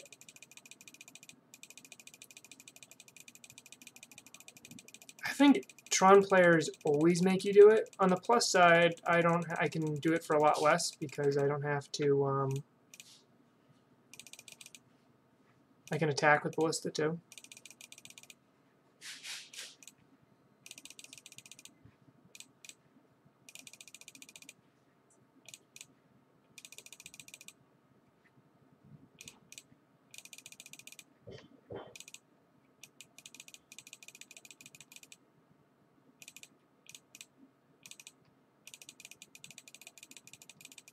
Yeah, holding W does speed it up, but I actually think it's like faster to just put 4 in the stack, and then I don't have to click it twice.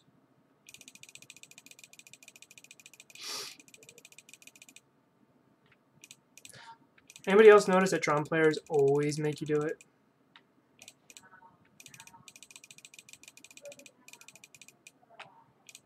Alright.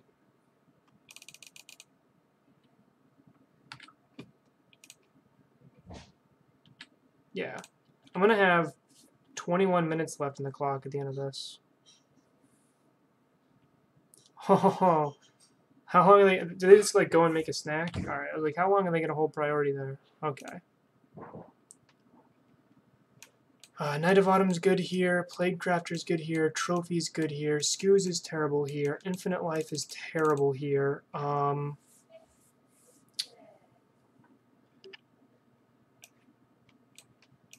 Cards I'm potentially interested in are right here.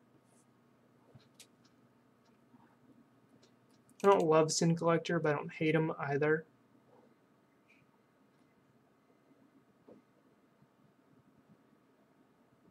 I'd rather have an Inoffensive than a Gideon.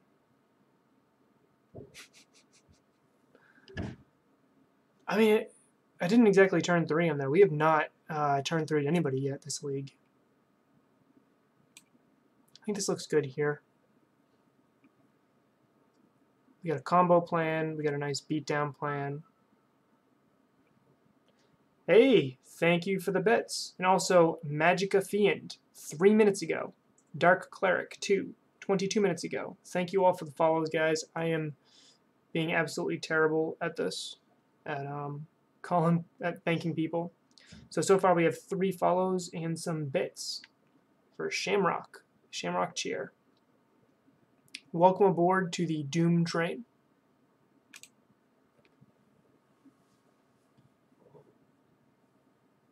We could bring some Pats in, but they honestly shouldn't. If they bring in Wormcoil against me, I feel like I'm fine with that because my way of winning is a combo kill. Because I'm not going to grind. I'm not going to outgrind Tron. I'm really just going to mulligan hard for a combo kill. So mull that too. This is down to 5, right? Yep. I'm going to go to 4.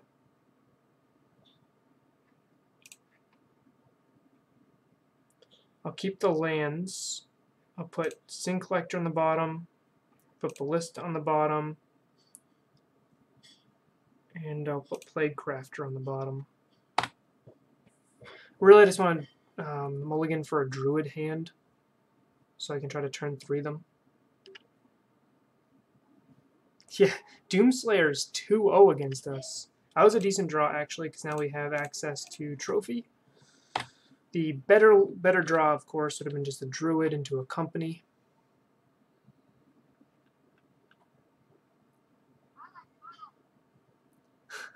Hey, Funky, thank you for the resub. 2nd month in a row.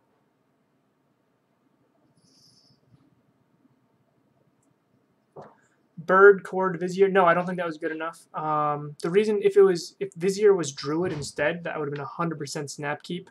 The problem with that hand was it was too slow. If you think about that, you can you can cord for Druid. Any game where I'm cording for Druid against Tron is just not going to be good enough. If they ping my Noble here, I might have a chance.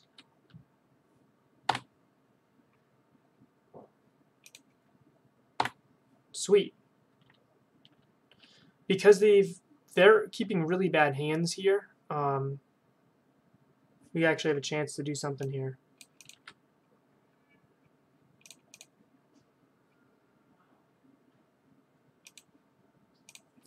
I'm just going to straight up trophy this and then knock them off Tron for a while.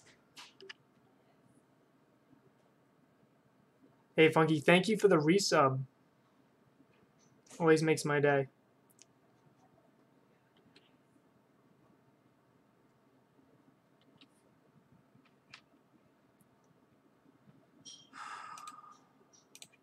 Okay.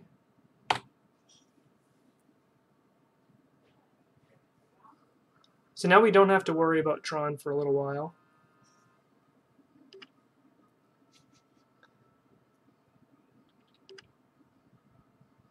Andrew, thank you so much for gifting that sub to Foxmitten. Foxmitten, welcome aboard.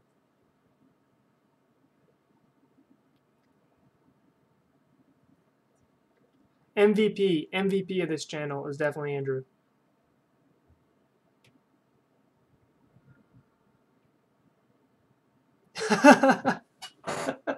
Yeah, with these subs, I'm gonna be able to afford a better V suit. Oh, yeah, I will give that to you, right? I'm trying to make you a mod, but it hasn't been letting me. I don't need lands, so that's better. Next turn, company. Maybe this will be fast enough because he's gonna get Tron again online pretty quick here.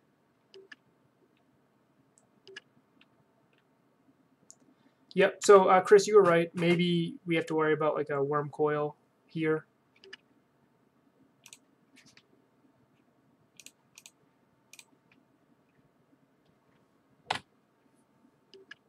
But I'm not really like worm coil. I'm not as afraid of because my plan is to druid kill them. Yes, they have Tron online. Thragtusk I'm not even super worried about because it's just a fair win condition. Like I should be able to. Yeah, this is what I'm afraid of here. But the good news is that it's not actually going to do that much here. Unless they plus.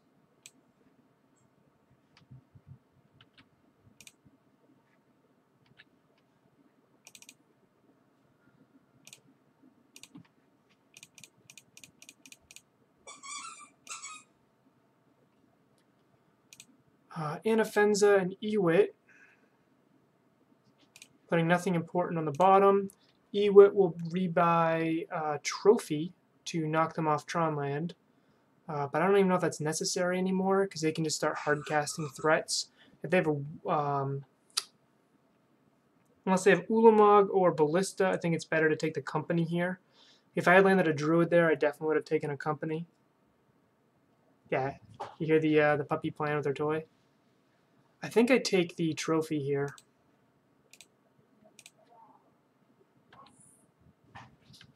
Let's see what I draw.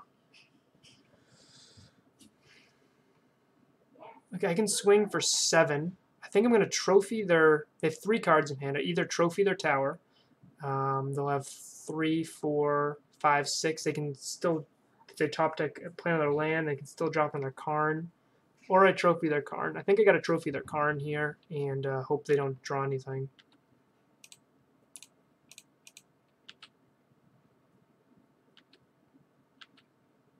Just try to end this game. No, I don't do it yet.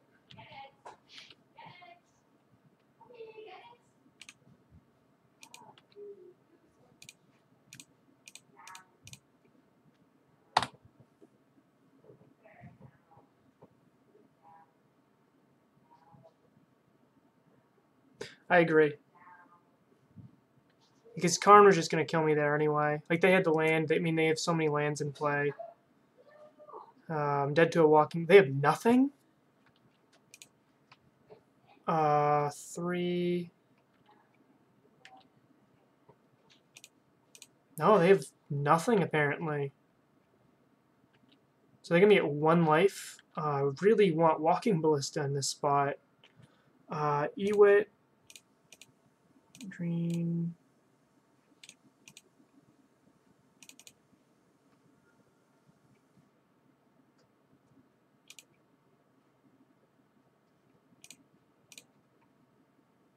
I think I rebuy Trophy here. So if I get Trophy, they'll have 4, 5, 6, 7. They can still... Yeah, I think I just Trophy. Yep, Trophy a Tron piece. And if they have another...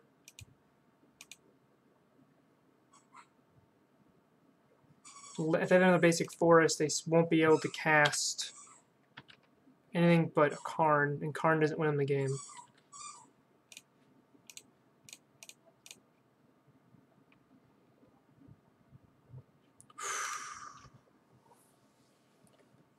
Okay, alright. I mean, they were at 1 life. Coco was probably fine, but I still lost Ugin or any board wipe. Alright, we're coming back from an 0-2 start here. We have yet to play a positive matchup. We have yet to turn 3 win somebody. We are rallying back, winning on a mulligan to 4 against Tron.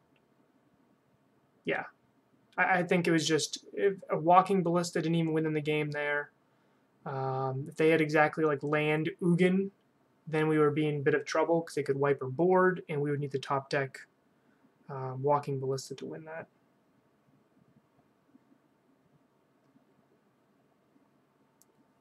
Man, that match was on point.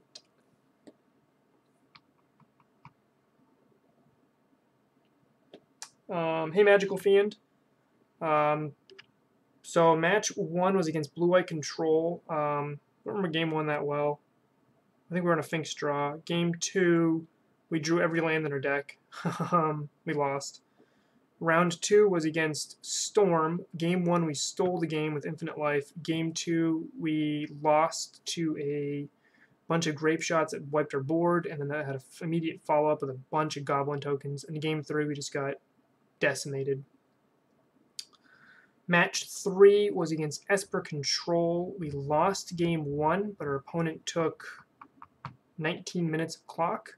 Game 2, we dropped an early, like a turn 3, or I believe it was a turn 3, maybe a turn 4 Gideon, and our opponent scooped to that within a minute, and then we won Game 3 when our opponent had 4 minutes to try to win the game. We played the clock instead of playing the win there, which I think was the right line on MTGO. Would have been a very different matchup in paper. I think we still had a fine hand. Kitchen Finks is surprisingly good against Esper Control because it forces them to waste paths on it. This hand is very slow.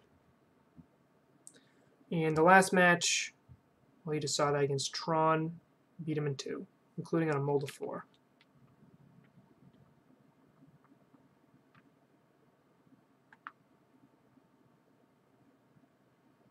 Laplacian is now on green-black rock. I haven't seen him on Company in a while. Hey, we have a turn 3 hand here. I will keep. Now put a recruiter on the bottom.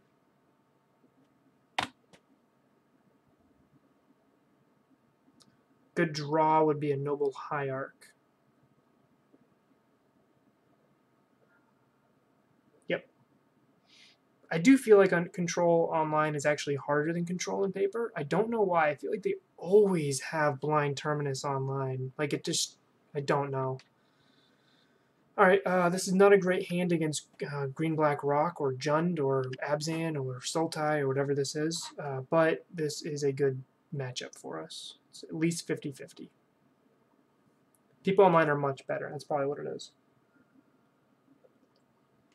Okay, so them taking the Druid signals to me that they don't have too much spot removal.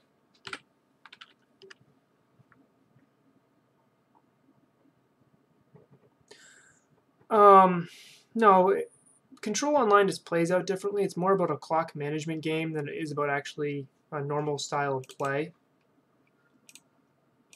It's very, very different. It shouldn't be, but it is. I'm just going to get a basic forest here. So we're up against Jund. And I'll deploy my Vizier. Instead of... Vizier is less important in this matchup than Duskwatch. Yeah, people play it very, very differently. Online, also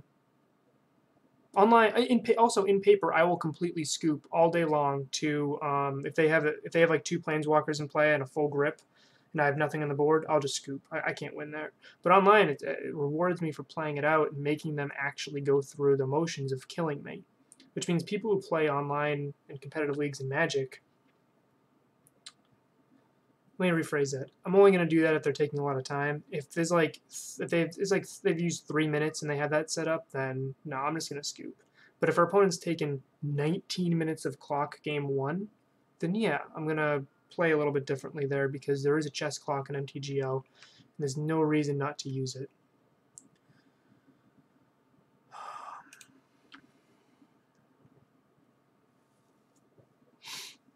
I think I'm going to go Duskwatch Seer here, which will put me at 12. which I don't enjoy going to 12 against Jund. Yeah, if you're a good MTGO control player, then you're very, very good. And I'm okay at clock management. Not when I stream. Streaming and clock management is very, very difficult because I gotta do more. But I can usually get like, I can usually click through the combos pretty quick and do everything else and manage. I will every once in a while take like a 4-minute turn, especially if I'm playing Amulet, just to... Hey, thank you very much for the subscription. Thank you very much. Welcome aboard. Makes me very, very happy. Prophylaxis 3, better known as the guy who just top 2'd an IQ with this exact same deck list a couple days ago.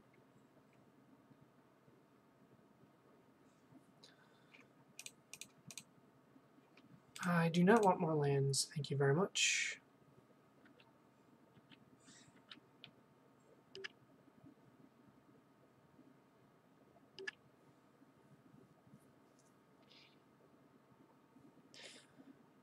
I don't know, maybe it's just because I'm from New England. A lot of people play Control more than they should, to be honest. Control is overplayed. Yeah, I'm not blocking. Yeah, take whatever you're going to deal here.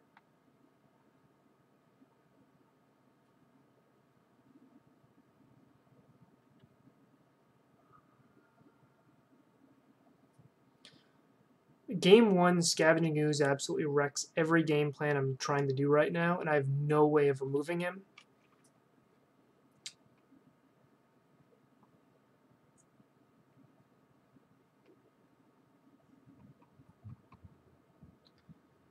If I Ewit for a land, do you think they eat the land?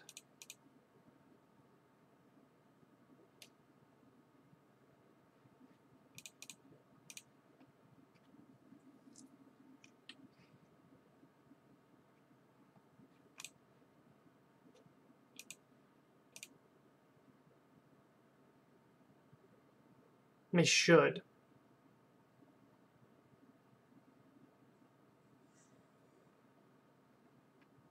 I think Control is overrepresented, especially blue-white Control. I also just think blue-white Control is a pretty just big, dumb deck. Alright, well. If you're going to exile my lands, I'm just trying to make it so I can play Coco. Come on, opponent.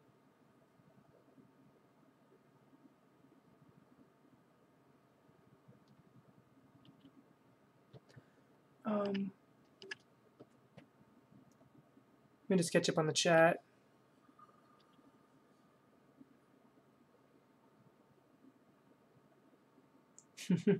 Well, I'm glad to help you win $125 all day long. I'm glad. I'm glad that I'm helpful. CR Bien Ferber. Hey, I'm glad you're able to check us out. Glad you're able to watch the stream. I want to land on top. Perfect. I might just be dead. 2 creatures in the bin. Yeah, I'm just dead. Hey, anytime you have a question, Facebook message, preferably Discord. I prefer responding on that. A little easier for me. But if you have any other questions, plus the Discord lets me so if you have a question, maybe other people have questions too, the same exact question, then I can answer multiple people's questions in one go. Alright, so they have 6, 8. They can put me at 1.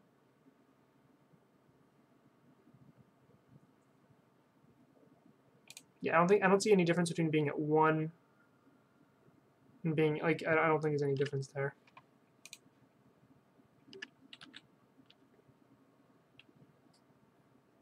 If they tap their greens, I'm going to Coco. I want to try to Coco and maybe have a chance of hitting Ewit.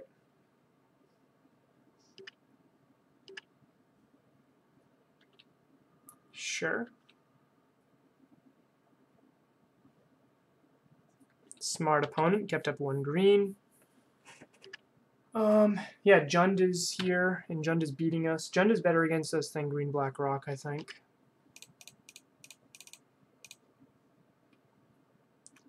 Let's see what the Coco hit is.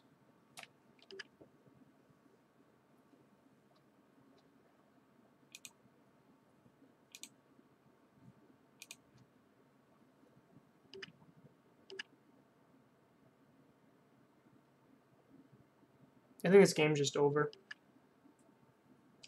Why am I pulling a Smoking Man from X-Files? That is a very good question.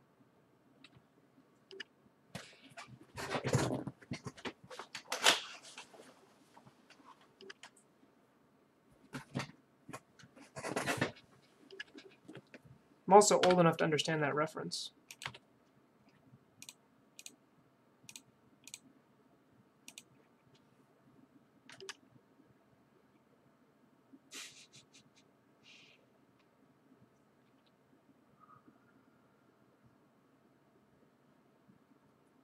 The thing is, I had a lamp, and it broke. I have lights right above me, but they just don't do enough. I could set up a, I have a small floodlight I could set up, but it's an industrial flood. I can't see me winning this game. Alright. Post board.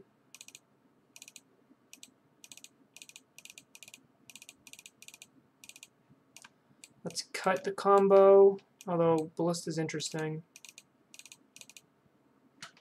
Cut a Noble.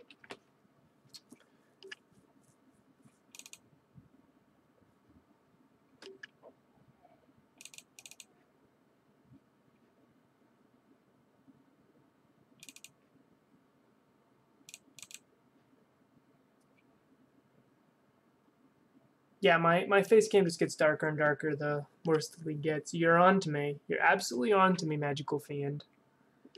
I will buy more lamp. Maybe a magical lamp. Maelstrom Pulse on a creature would be amazing. They keep making these terrible creatures that don't do things like that. Deputy of Detention just bounces it. Unfortunately, a lot of creatures benefit from an ETB, and being in a X3 body makes it significantly worse that it's a bounce. I think this is a fine keep here. Sin Collector is there to grab Anger of the Gods. I think this hand is fine.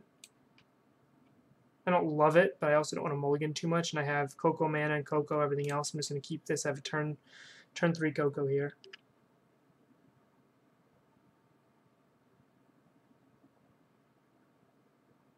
Yeah, very, very hungry Chupacabra.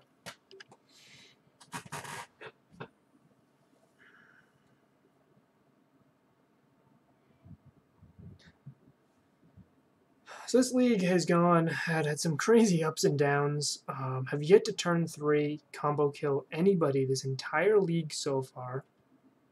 In fact, we've only had one hand capable of doing so. And that was last game when our opponent turn 1 thought seized or drew it away.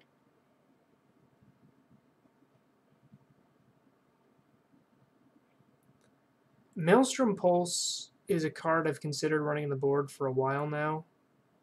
I think Trophy is just generally better right now, just for being more mana efficient.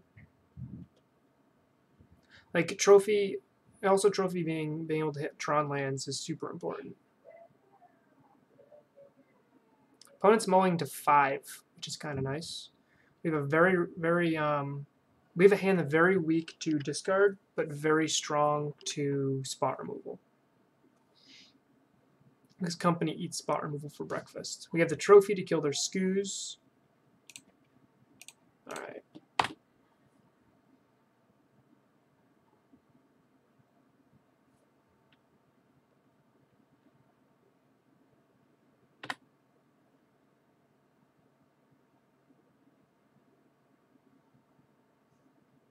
Okay, so we know no more Trophy, but we still have the company on plan. Finks would be a great draw here. Awesome.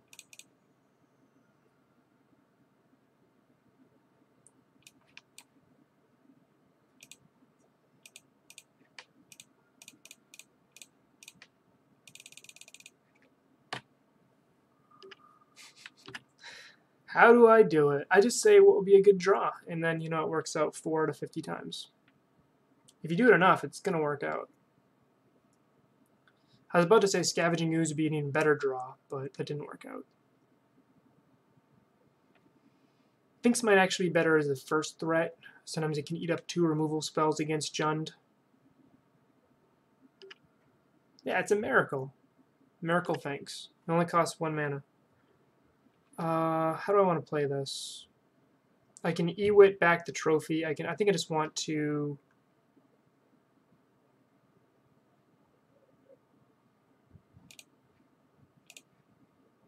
play the company. I'm going to attack with Sphinx here. With the Exalted trigger, it can trade with a Goyf.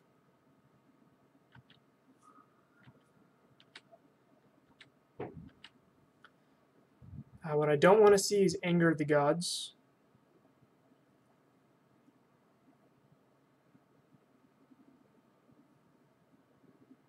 Yeah, I think they have Anger too. I think otherwise blocking there was an interesting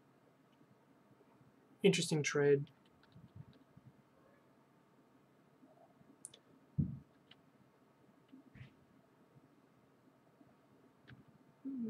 Nope.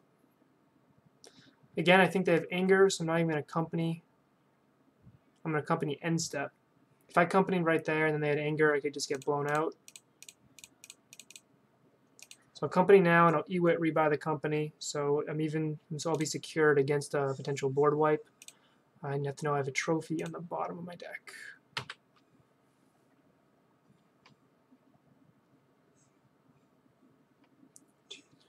Five mana. 1, 2, 3, 4, 5 available mana. If I Ewit, I'll have 2, and then I can take out. Yeah, I think I still want to Ewit here.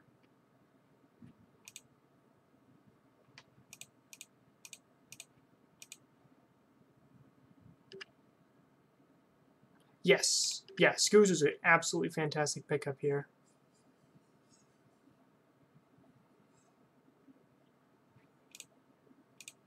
I think Company's too good to not pick up.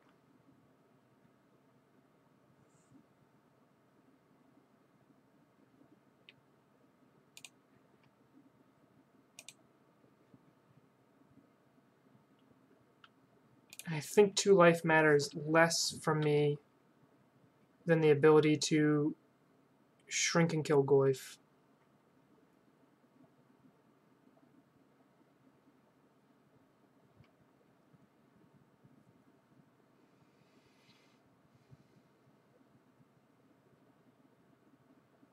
Because if they have the instant speed, I'm assuming they're going to have an instant, right?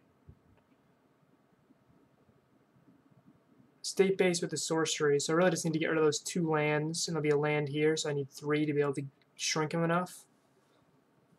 That's what I was thinking there.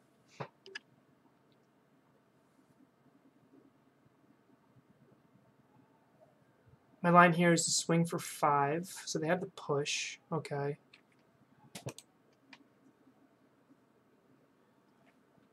Alright, well, unfortunately that's really good right there for them, if they have the Anger.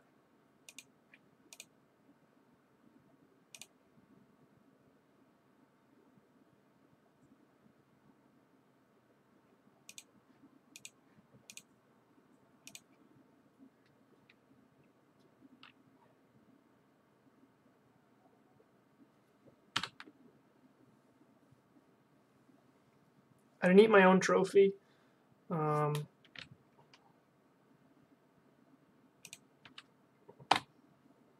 Mostly because they were going to have an instant in the graveyard anyway. The benefit of eating a land is in case I draw a future Scooz, I can try to shrink that. I really got no value out of that Scooz there.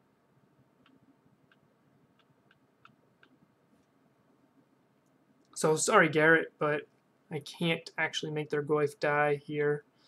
But I can untap and play a company.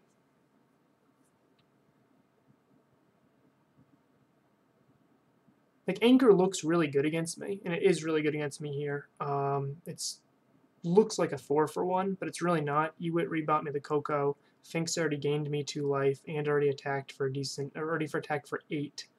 And Noble and Bird already did their job in boosting my tempo, because they're really just tempo plays. So unless I draw a Gavany, and I have Gavany in the bottom of the deck, my Dorks really aren't going to do much here. The Fatal Push on Skoos hurt more than an Anger would here, I feel.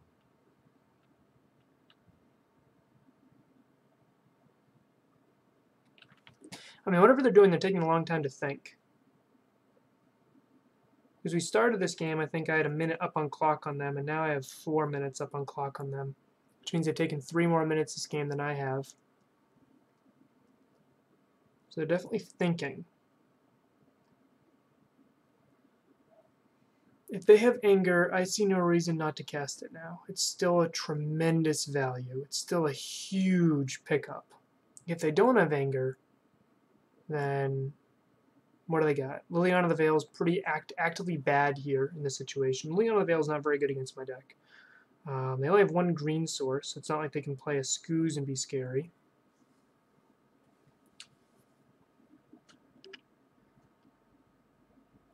Liliana the Last Hope would be really, really good against me. Picking off 3 of my threats and then picking off the second half of Finks is really good. Okay. That's a great line. You know I have company in hand.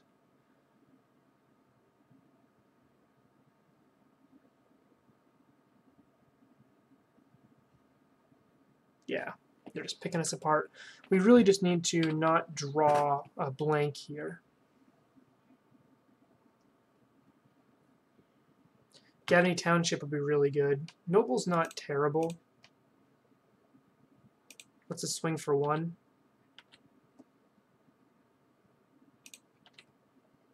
I'm wide open to Anger now.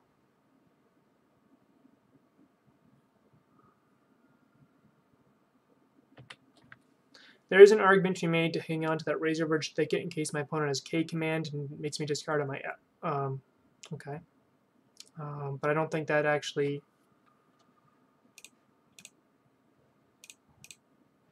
don't do it now. Don't be dumb, Mike. Don't do it now.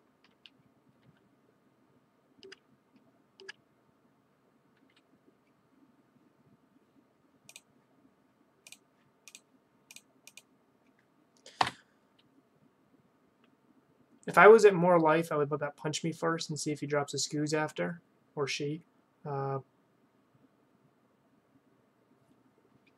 Okay, I just need a threat.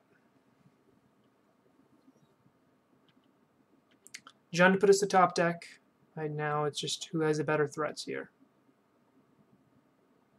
That Anger was pretty rough.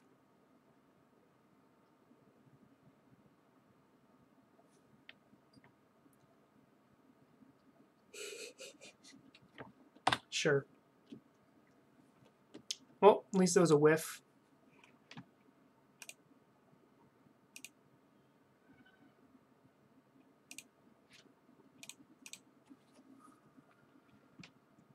Company. Not bad.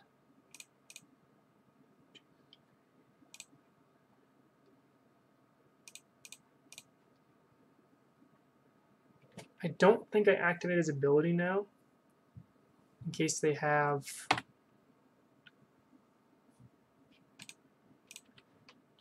something here.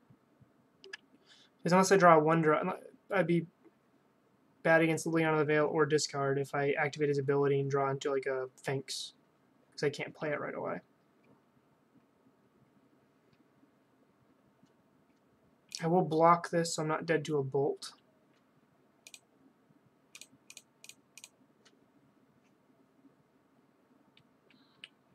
Yep, there's the Finks. Still in a bad spot against a Liliana here, or a discard. I think I'm forced to block here. Collective Brutality would kill me if I didn't block. Okay.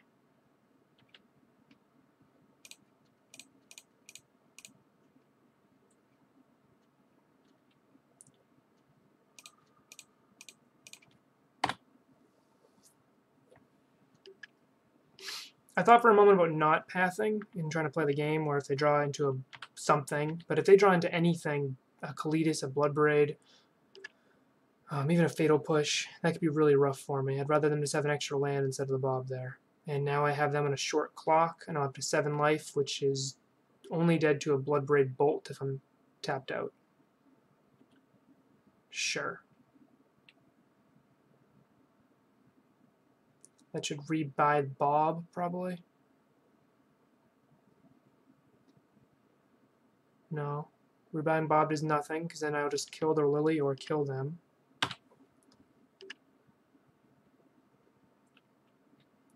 Rebuy Bloodbraid for next turn. Yep. Or this turn, since they have a land in hand. This is rough. Yeah, Jund is much better against us than Green-Black Rock, because the Field of Ruins don't really mean much against us.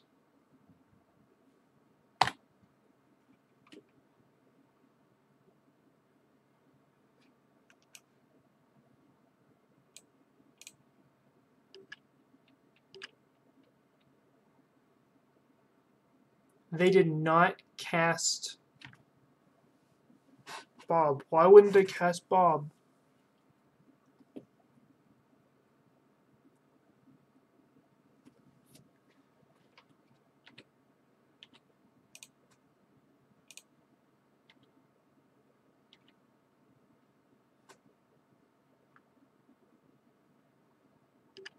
Yep, I'm going face here.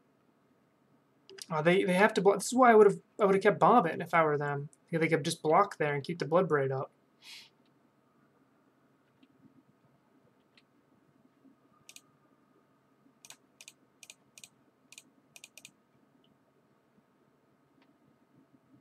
Missing one. I'm holding onto the forest now. It doesn't do much. And it represents a removal spell. Our opponent is top decking phenomenally well. I would like to top deck the Eternal Witness here. Company's also good.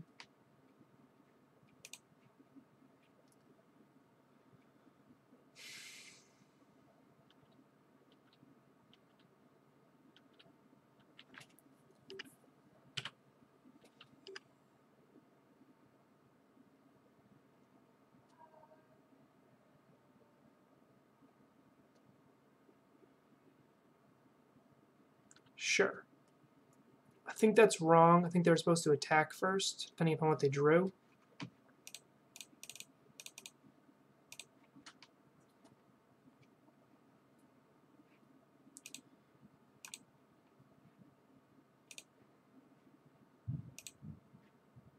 And Path should do it for us.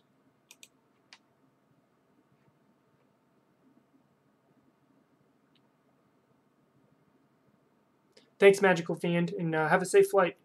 Thank you for hanging out.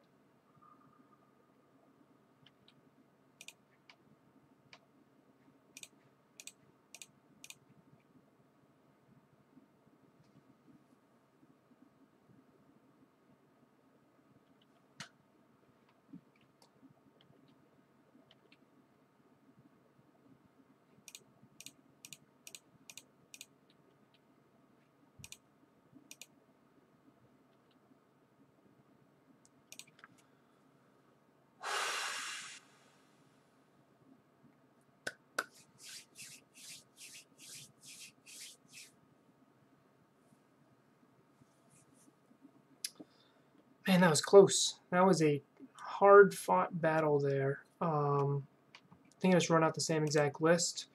Sin Collector is a little bit more of a priority here, knowing that my opponent definitely has anger. This is the game I need to win if I want to get my money back this league. It's very important. Jund is a much tougher matchup for us than Green-Black. Jund is built to beat down on creature decks, where Green-Black's more built to be average against the field. Green-Black is actually like the new Jund. It's actually more 50-50 against the field than Jund is.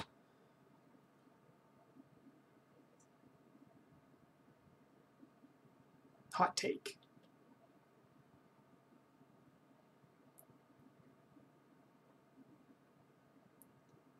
Would anybody sideboard anything differently here? So you can see I sided out the infinite combo. I still have a chance to fall into it. Like I can still get out like one druid and one of my two viziers with a mirror entity and win the game. Oh, this is just such a bad hand. I'll keep this though and dump the land. Dump you. This hand is not great without any acceleration, but Jund usually isn't the fastest, so hopefully a little bit of time. Kitchen Finks can buy me a lot of time. I just don't need to draw any more non-Gabney Township lands for the rest of the game, and I will be happy.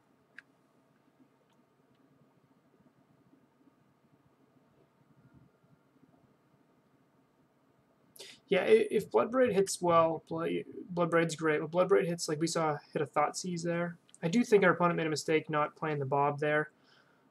Playing the Bob just gave him an extra creature in play that they could block with. I know there's a chance that they die to Bob's up trigger, but...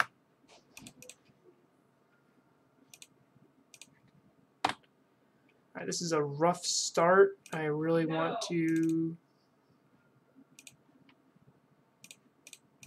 not draw any more lands here.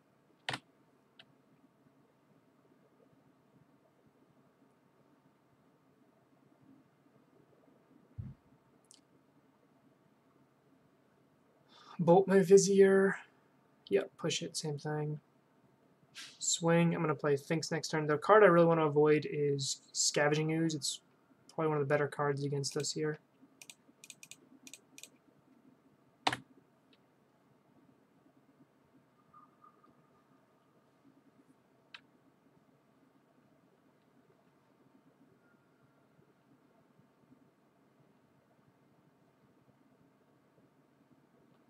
Green-Black Rock was kind of made famous by that. Was it Paul Cheon versus Reed Duke? The Green-Black Rock versus Jund. I had like that Super League. Yeah, I'll take this. And because Jund didn't run the basic mountain, Cheon was able to. I really just don't want to draw any more lands here.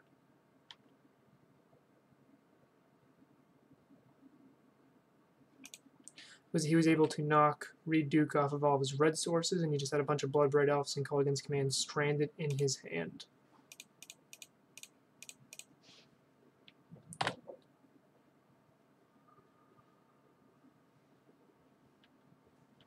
Anger of the Gods blows us up. I don't think we can beat it. But I don't want to play around something I can't beat. I'd rather drop Duskwatch Recruiter next turn when I get some value out of him with an immediate peek or draw. I also now can race my opponent here. They'll fall to 12 after my fetch. But I have 6 power myself on the board.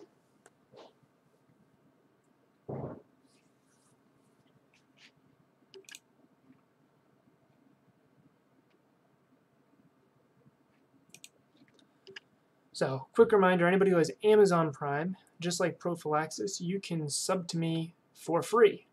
Just should be in the top right corner. Yeah, this is rough. Gideon would be a great draw.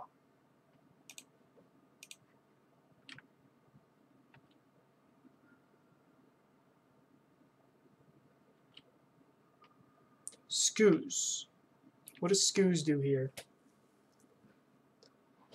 I think Skoos is actually the best possible draw I could have had here.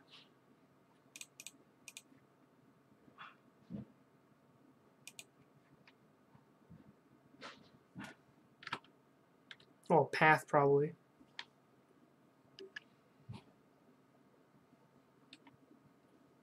Yeah, taking somebody off a color with Field of Ruin is a pretty big deal.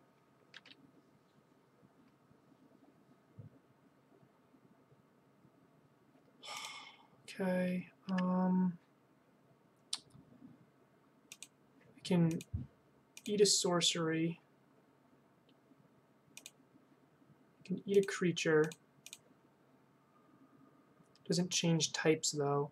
Like unfortunately I can't actually knock them off types here.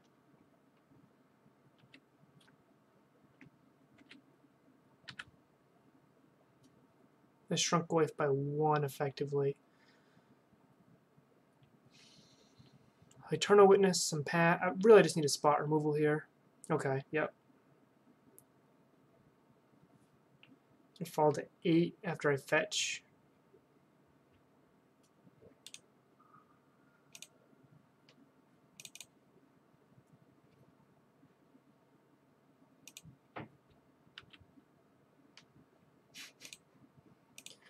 Okay.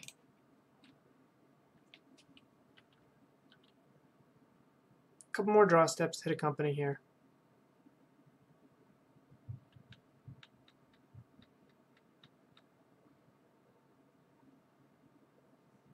For some reason, we're flooding pretty hard this entire league so far. Despite of that, we just need to win this one more game, and we're doing all right.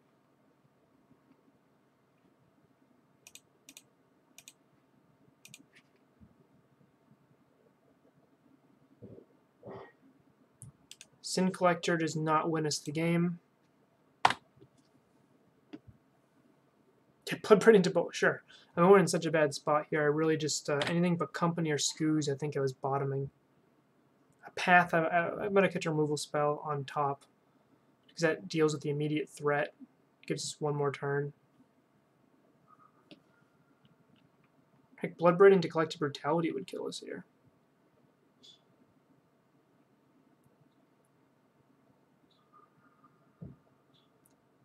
Or, yeah, that works. Okay. What was our next card? Nothing, nothing, nothing, nothing, nothing, nothing. Yeah. I mean, you can see we're just flooding hard here. This matchup really comes down to us drawing a couple of our sideboard cards and them not drawing an anger. Yeah, it was a rough league. Fought really hard. I mean, we took this to game 3 here and just didn't. Sometimes you just don't draw well. I mean, I don't think they could have done anything differently this particular league. This match, Esper Control, like we beat them. I made a mistake game 1, playing the beating that that match anyway, so it didn't matter. Stole a game versus Storm was nice. Maybe I could have mulliganed harder for an Eidolon, but no, I went up against Caleb. Sure, I don't think that would have mattered.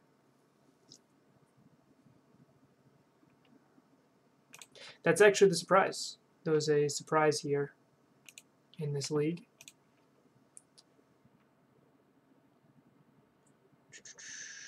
Where is it?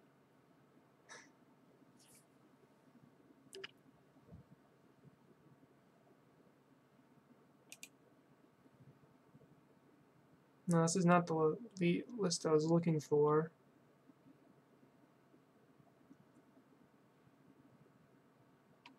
Here it is. All right.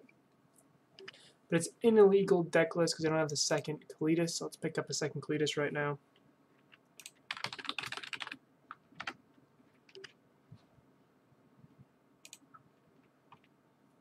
So I'm going to do a Sultai Q right here.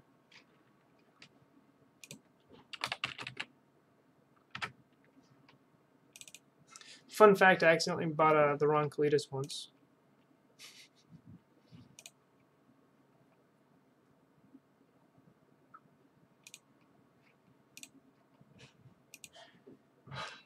Good. So I think someone was asking me earlier what list I would like to run. I think I'm decently happy with this list here. Ishkana, I'm not sure about. Honestly, Ishkana can probably be anything.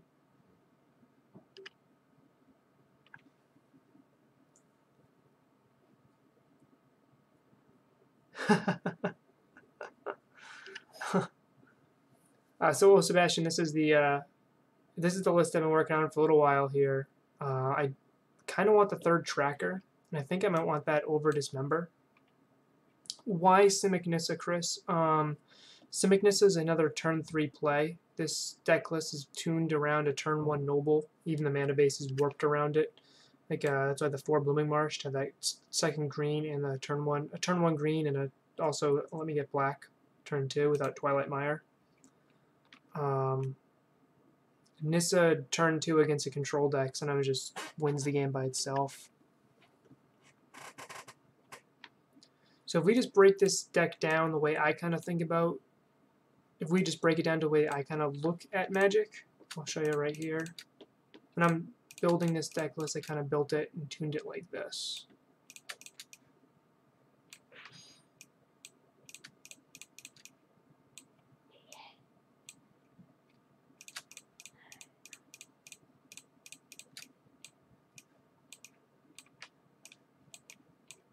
So you can see I have my disruption, I have my tempo, I have my threats, and I have my removal. I like having 9 removal slots. I just don't know if Dismember is the right call here. 5 mana greenness is interesting. I think I might just would rather have Jace the Mind Sculptor, to be honest, in that case. And we can even like throw him in, because this is a deck that can play him. This is a deck that can go turn 1 Noble, turn 2 Veil, turn 3 Jace, and that kind of crushes some decks. I don't know if I want 9 removal spells. We have enough disruption, especially with Snapcaster Mage. I'm okay rebuying one of these here. I do want a 3rd tracker, is really what I would like. In fact, I think I might even want the 3rd tracker over the 3rd snap. These are all the things I've been working on here, trying to figure out which is the best. Dismember is really just an extra turn 3 play with snap.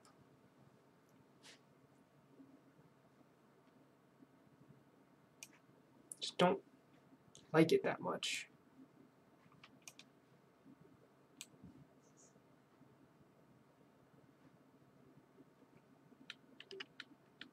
Five Lilies, yes, this deck list is built around Liliana being good. Oop.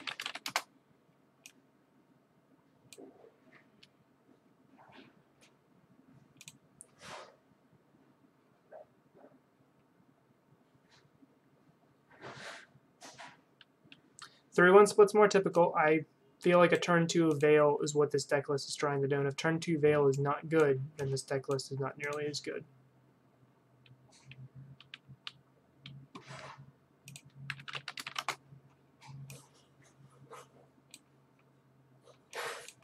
These are like the final little tuning slots I'm trying to figure out in the sideboard.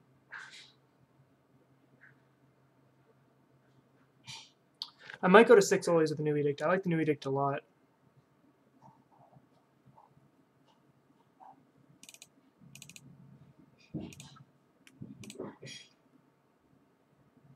Let's run this.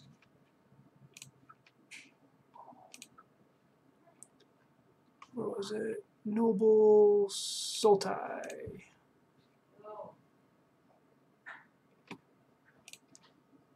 Let's play. Easy mulligan. Keep. Hand with Noble Hierarch and some threats. It's going to be a keep here. I also don't want to go down to 5.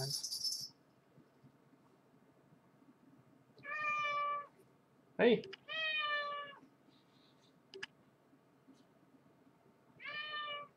How many cards what?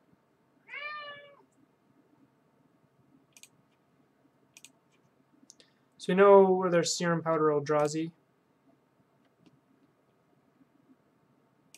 And with that being the case, I'll be a little more conservative with my life total. Actually, no, I want to make a top deck Lily good here, so I'm just going to shock. If I top deck a Veil, I might be able to run away with this game.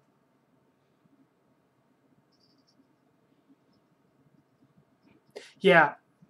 Hey Hurley, how's it going? Yeah, I think the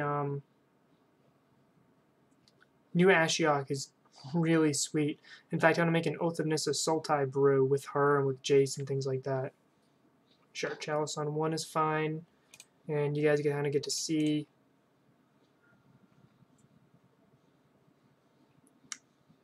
what do I want here. I'm just going to swamp, green, blue.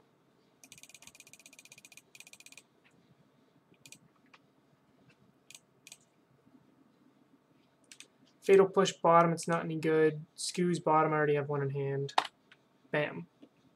Simic Nissa is very good. Chris, our opponent Serum Powdered with the new mulligan rule, so they like dumped their entire hand and put a chalice on one there.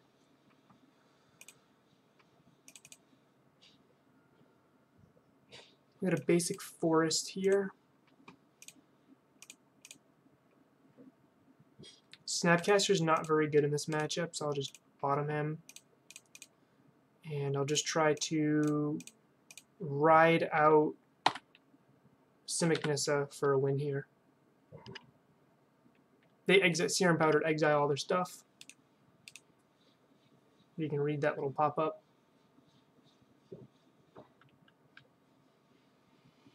Interestingly enough, Chalice on 1 is actually not that great against this deck list if I already have a Noble down. It just hurts my discard and my Fatal Pushes. Fatal Pushes don't do anything against them anyway. If I could just not flood, that'd be great.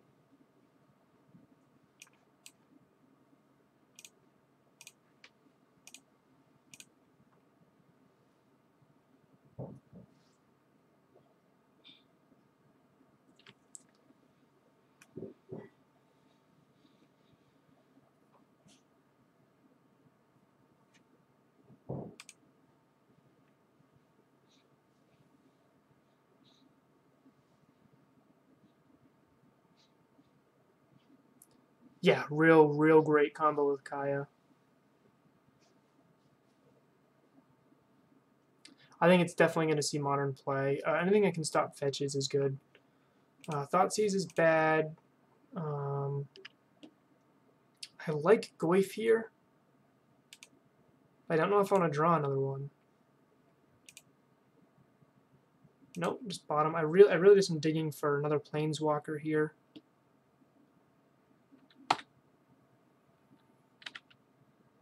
No combat.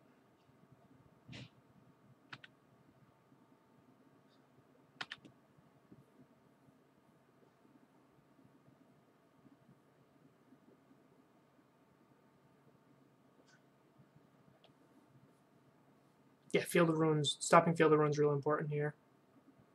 Okay, what are they doing? Nissa's being attacked by both. How much do I value Nissa here?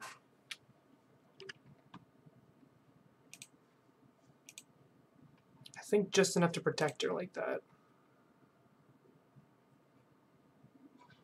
Should have been F6. I should have been able to eat the Noble, but I'm not sure if it's wrong because eating the Noble grows skews, but Goyf being large also matters.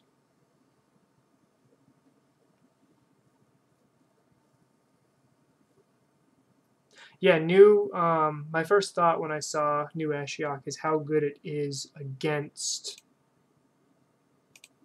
Amulet Titan.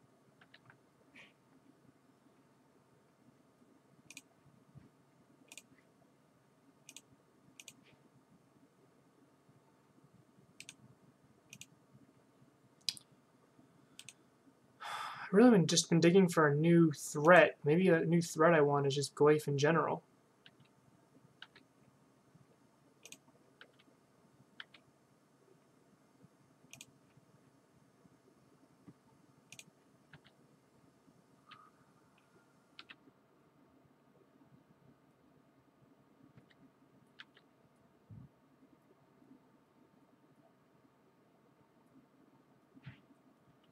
Yeah, Esper Tax would be pretty sweet. I still think Oath of... I don't think I protect Nissa here. I just let her die, which will grow Tarmogoyf to a 4/5, which with any instant will be very good for me. I still think Oath of Nissa needs to see some play in Modern.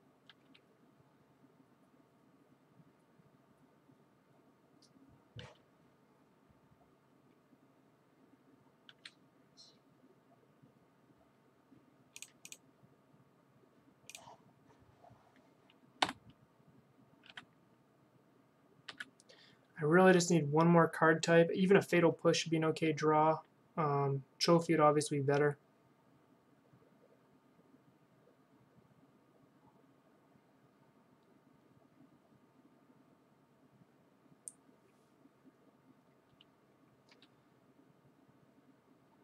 You can see how powerful Nissa was there.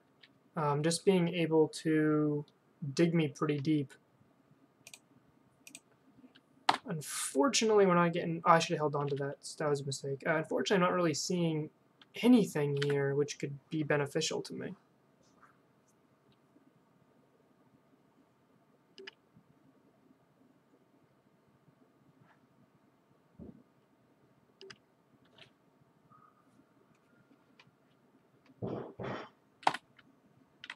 We're running, what, I think 22 lands, and we're flooding pretty hard. This whole stream I've been flooding pretty hard off of 21 and 22 land decks. Yep.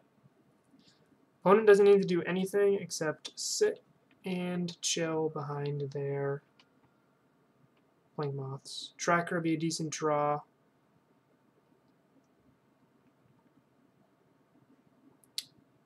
Kalidas would be even better.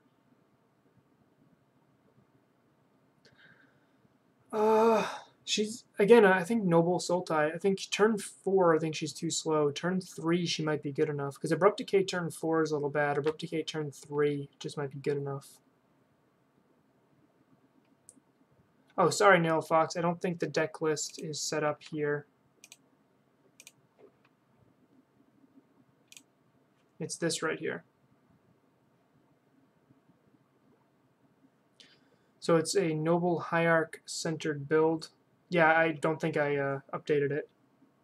It should still work for the Abzan company. I don't know why it's not popping up for the company list, but with the Sultai list here, you can see it's a Noble Hierarch-centric build. It's really just green-black with Snapcaster and Nissa main, and then post-board we have access to all the great blue counter magic to hit big mana control and combo. Things we're drawing for right now would be Kalidas and Tracker. Those are what we're really looking for right now. Even a single Fatal Push is actually decent because it makes our creatures bigger than theirs.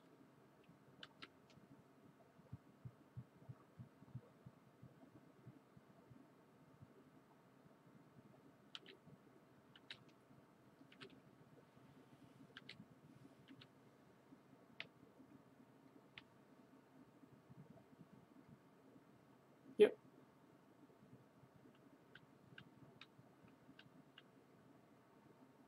As a Smasher or Chalice on 2. Okay.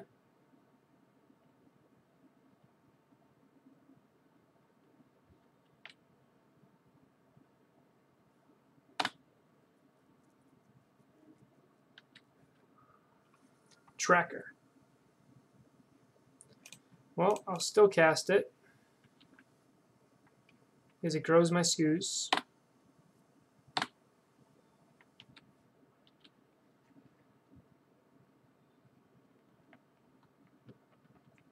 Yeah, this deck list is pretty sweet. Unfortunately, all you're seeing me draw right now are bad cards. The whole point of this deck is, and you can see the mana base is warped to it, is you want to turn 1 Noble Hierarch, and then you want to drop a Liliana turn 2. A turn 2 Liliana the Veil on the play is devastating against any deck, except Dredge. But that can eat like a Noble Hierarch off of humans. It can do great things.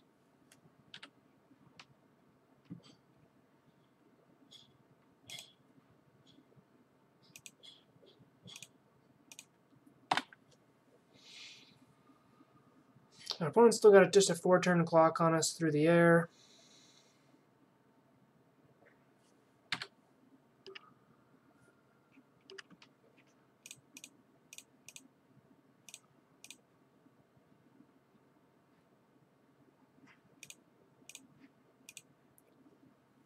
Edicting here more to grow scoos than to do anything else.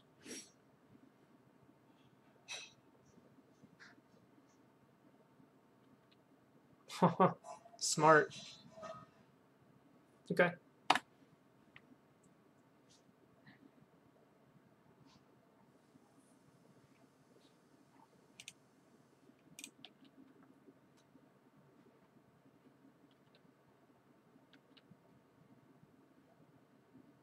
So I'm functionally at 7 life.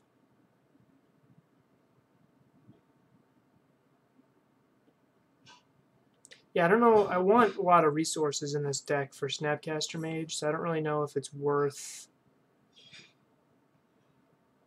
playing Vraska. Feeling an Alpha Strike coming on here.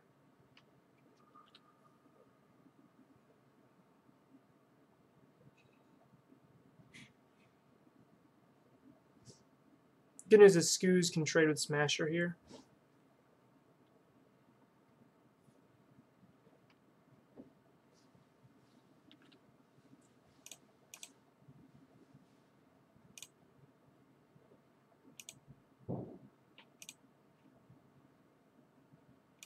So I'm at 7, 2, 4. Yeah, that's just lethal. No, it's 1 off, right?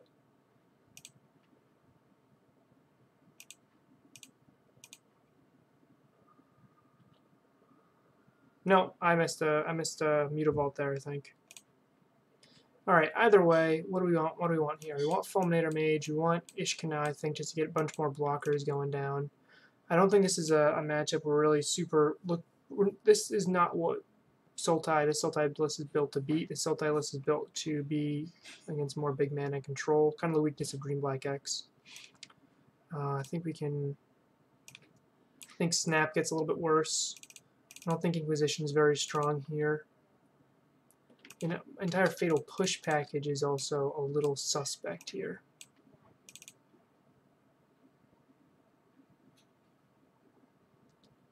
Disdainful Stroke is interesting. Stops Thought-Knot and Smasher.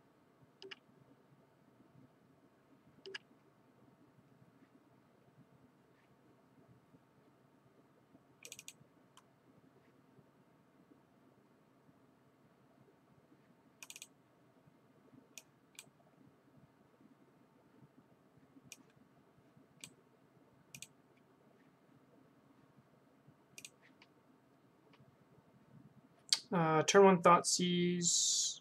Draw land. I have Liliana's. I'll keep this. I'm really high on Mornigo right now. It's a little weird because I also like Fulminator Mage.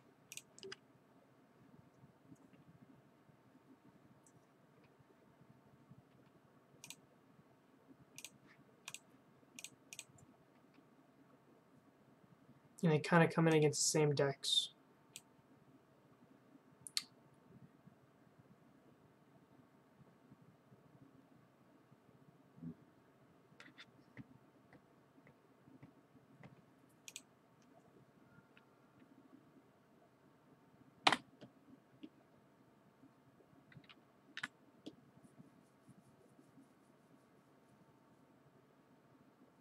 Yeah, Snapcaster and Mordigo is really good together. So there's nothing in their hand I really care about taking. I think I just need to hope to hit a land here. Or a Goyf.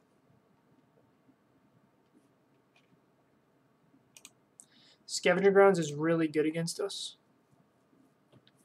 Yep.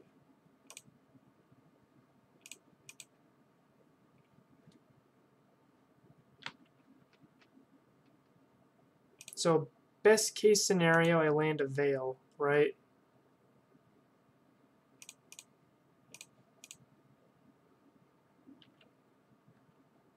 Which in case, I really just want to uptick here. And that's why I pushed there, so in case I did top deck a land, I can uptick here instead of have to do the sacrifice.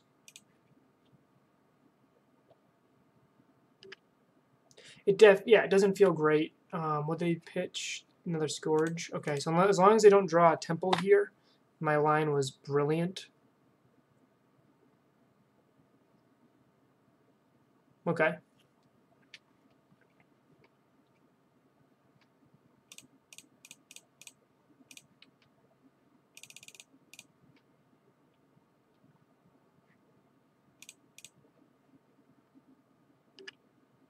Why is it brilliant? Because I maneuvered the board state to a position where I can just protect Liliana now. Keeping the Eternal Scourge in play, I would have had to Edict Liliana, which meant Liliana would be at 1, and I wouldn't start attacking my opponent's hand. Now I have Liliana at 5, and she's threatening to take over the board. If they just top decked an Eldrazi Temple, then it ruined my entire game plan because they can attack him with a Smasher and ruin all the tempo I'd built up with Liliana and the entire way of sculpted the game forward so far. I am playing my Noble Sultai list, which Kevin may be streaming with me tomorrow. So I think I just blow this up now. Again, makes it so the Smasher isn't scary. And I have the trophy to blow up the Ratchet Bomb next turn. Do you want to stream with me? Do you have a mic and everything? I will blow up the Ratchet Bomb. And then I'll plus Lily.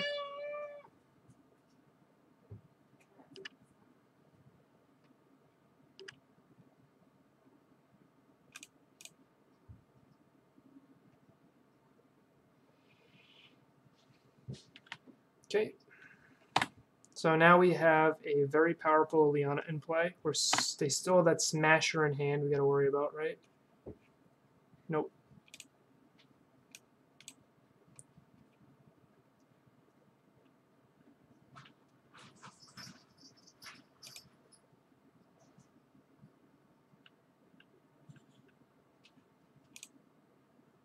I think it is Edict.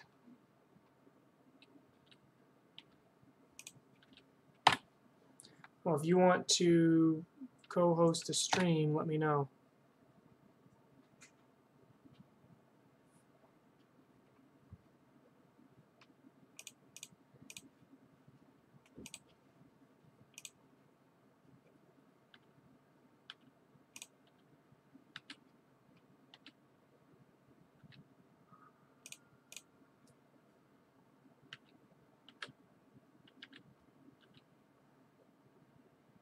Yeah, I love Noble Hierarch. I'm not going to fetch this land in case I draw a tracker.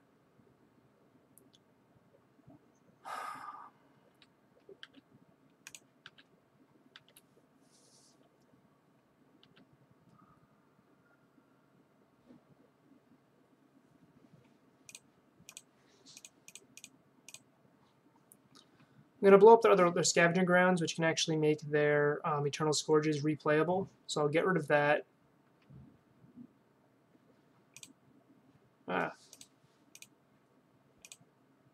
And then just pass again. See, I'm just trying to control the game through Liliana the Veil, manipulating the board state here.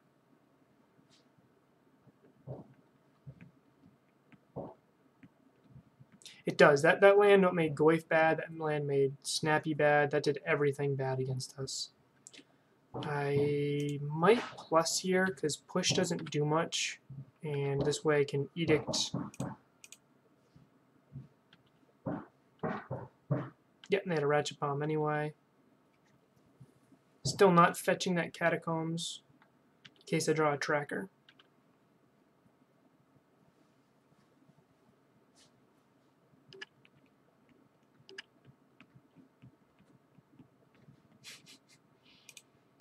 Okay.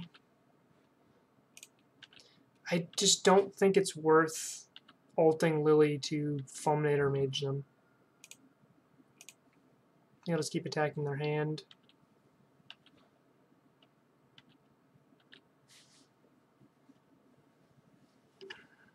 Yeah, there's not much to do here, but you can see how I'm kind of controlling the game, thanks entirely to one of the most powerful Planeswalkers ever printed.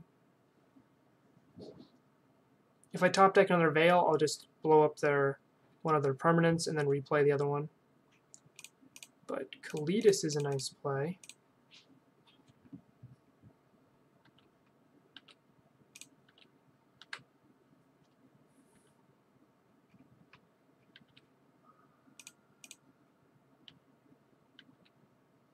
Man, they've brought in a lot of Ratchet Bombs against me. That's 3 so far.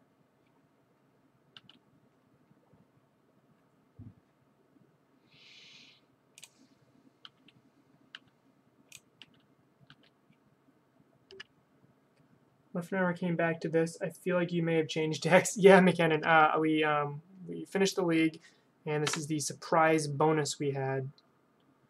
I am just going to blow up their stuff here.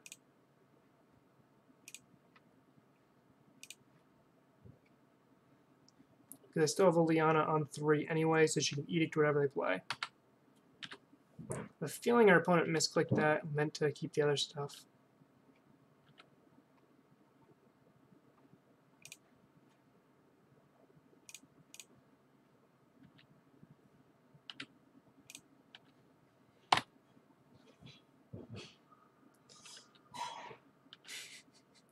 I mean, this one card has completely changed the entire dynamic of this game.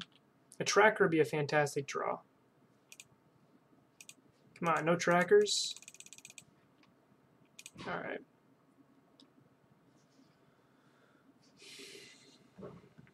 Yeah. There's nothing they could have done there. I think I like the setup. I dropped a couple of my 1x cards to make it a little bit better against Chalice.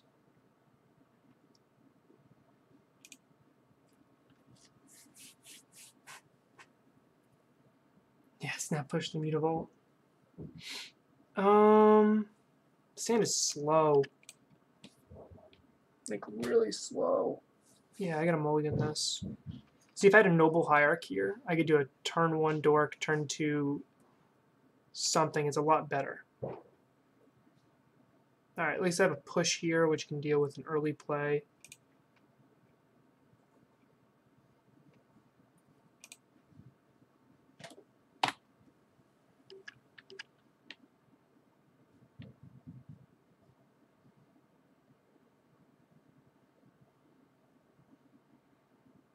Yes, they're right to keep playing it out. I mean, there's nothing they really could have done there. So our opponent mulled to 6. We also mulled to 6. They kept a hand without a Chalice open.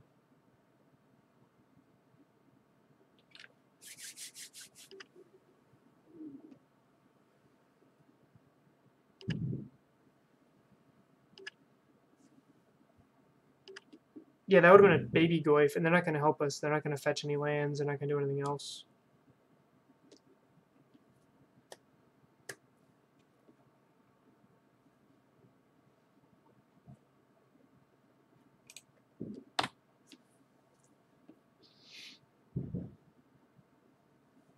Man, Creeping Tar Pit alone would have sped up our clock significantly last game.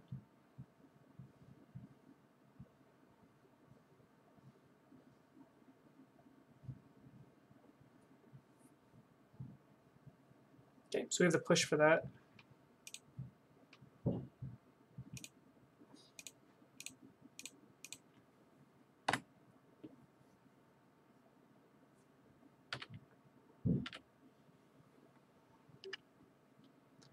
Probably getting a breeding pool off this.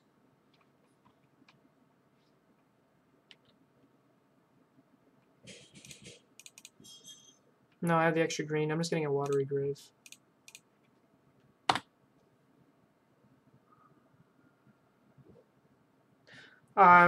Main phase push is just because when you play online, you get a little lazy sometimes. So they have the ability, if they drop a land, to kill a Veil or a Last Hope. I'll just drop the Last Hope here. No. I'll drop the Veil, which is slightly higher power level, and I can pitch this Forest, which I don't need.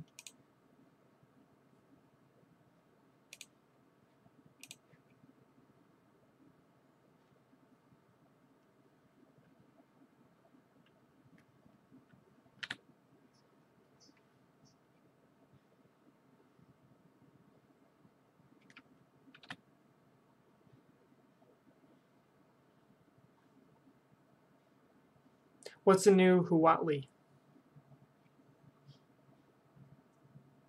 Yeah, swing, knock her down to 1 here. I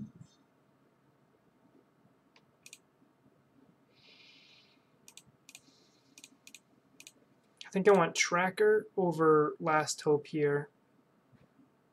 Tracker, Delta, Noble, pitch the Last Hope.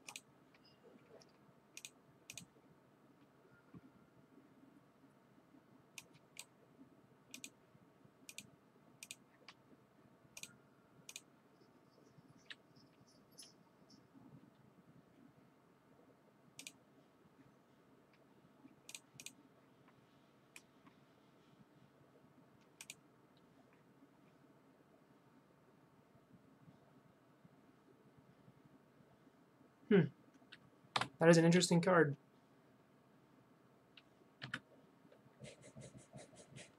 Doesn't do anything by itself, though, and life gain is only really useful in certain situations.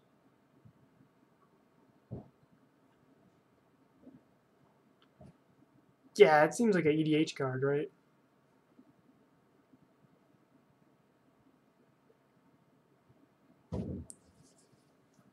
Ooh, Sorcerer Spyglass on Clue or Veil would be pretty devastating here. Yep. Alright, well we have a pretty good clock here.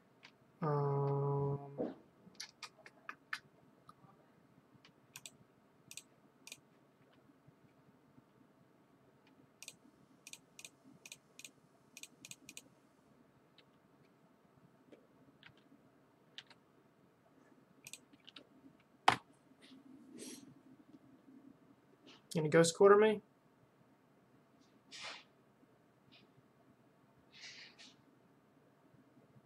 Yeah.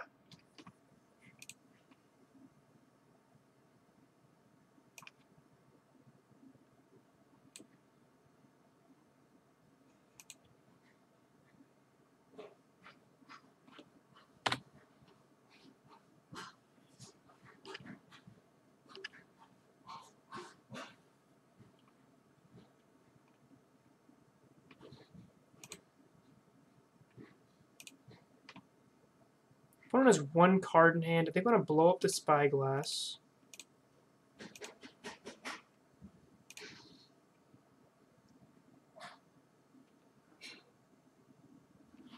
Plus Liliana.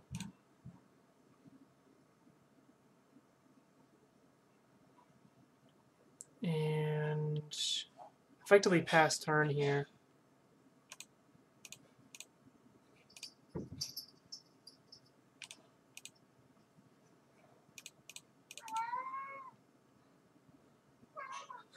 Okay, that's a good draw.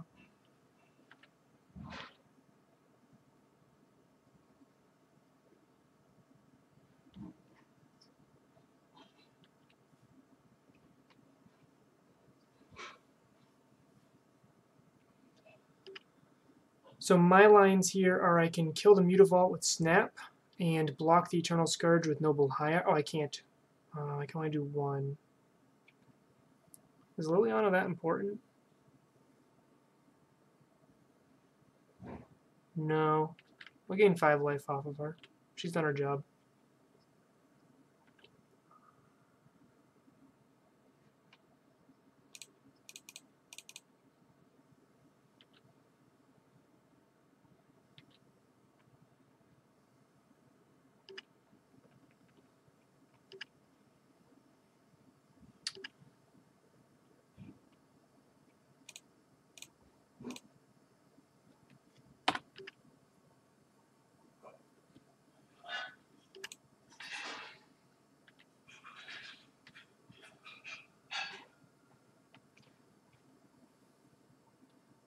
They were going to be Hellbent, and they have the Blink Moth Nexus, and I can't do anything against the Blink Moth Nexus, so even if I blocked that turn, she was still dead the following turn. And her plussing when I have a Snap in hand isn't the best line I want to take. So if I'd blocked the Scourge, she would have fallen to 1, which meant she's only useful as a plus. They would have been Hellbent. Didn't seem great right there. That's why I didn't block right there, McKinnon. I decided that a Noble Hierarch was better than Liliana Veil on 1 with the Blink Moth in play.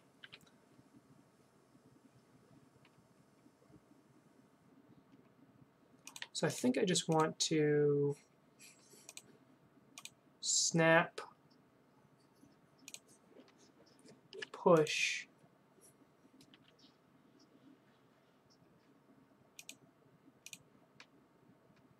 here,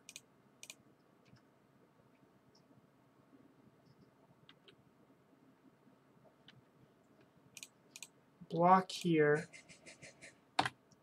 and now our opponent has 1 card in hand. We're basically hellbent. We have 3 nobles in play.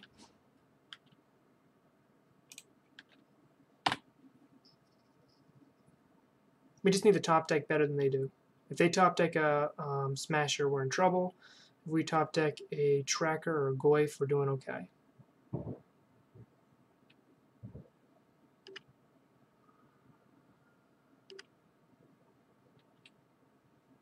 I think they misunderstood how big my Noble was going to be there. 3/4 Noble crashing in is pretty decent. We've had a lot of Noble draws this league, but we haven't had too many... oh, come on.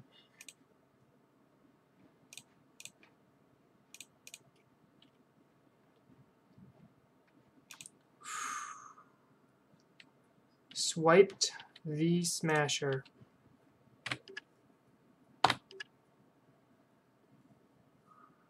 Fortunately, Basilisk Collar is going to gain him a ton of life here. Yep. I think they're better off attacking. Yep. I'll go to 9, I'll go to 10. Perfect.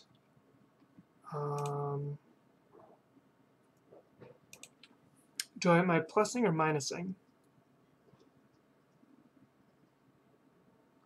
Edict is probably just going to eat a Blink Moth, so I think I'm going to plus, so I will play my land first.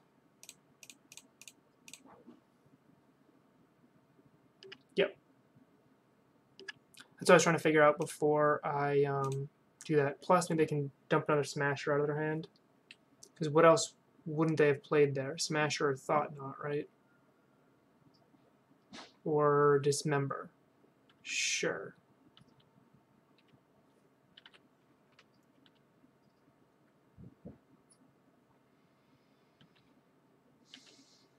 Now I'll block to protect Lily.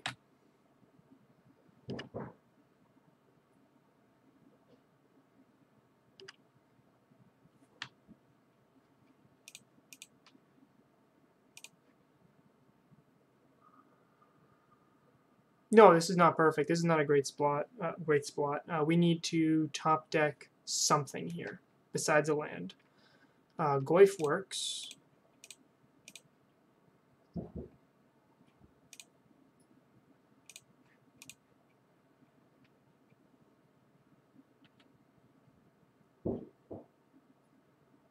We have a Mimic in hand, or in play now. Sure.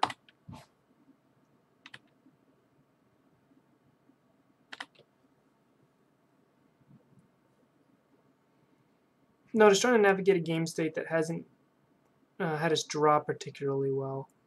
They're attacking Lily. I think I block here, so then I can Edict again.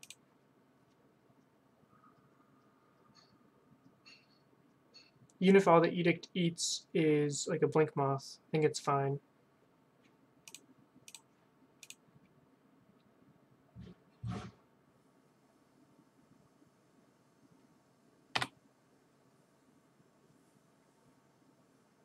It's fine.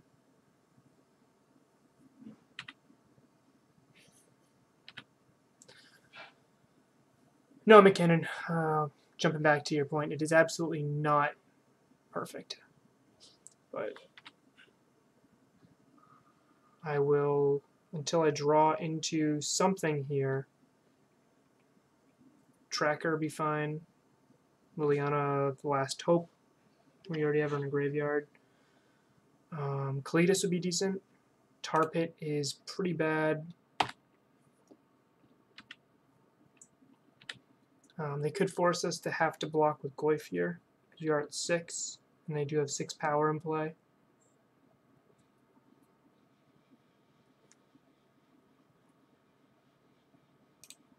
I think I have to.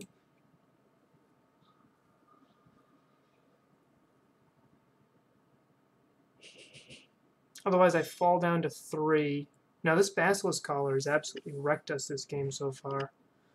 But, hey, you know what? We have an amazing card in our deck.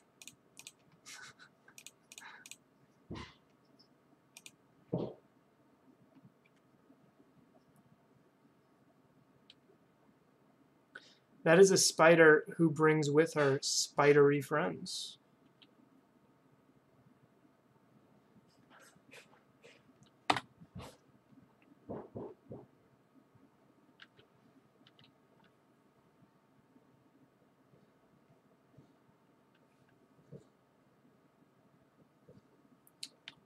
Sure, Thought Knot does nothing here except grow the Mimic.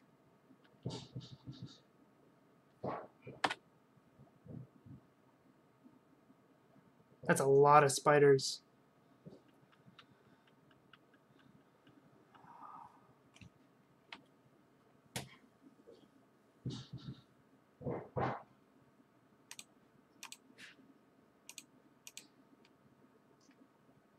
I think I have to kill it.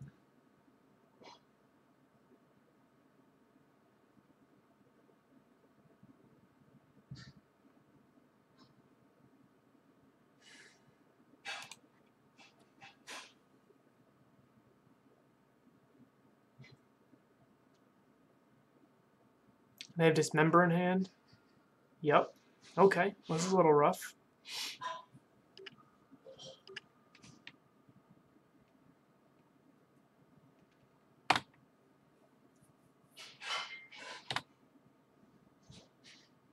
Yeah, the block felt suboptimal. The good news is we have a Creeping Tar Pit, which can be a surprise blocker here. If...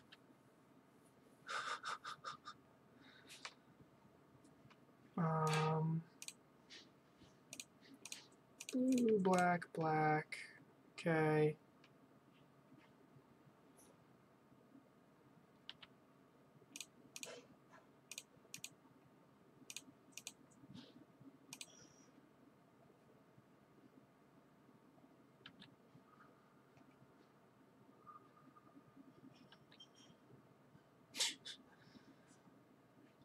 I cannot stop that Mimic, but I think it's about time I start fetching these because I am not drawing trackers at all.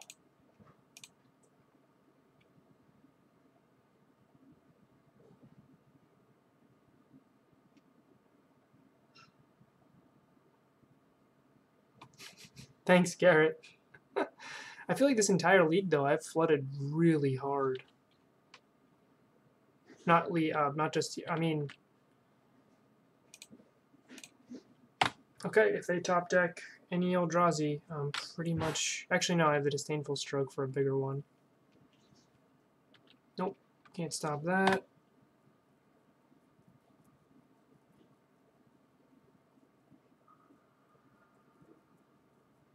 I think we're just dead.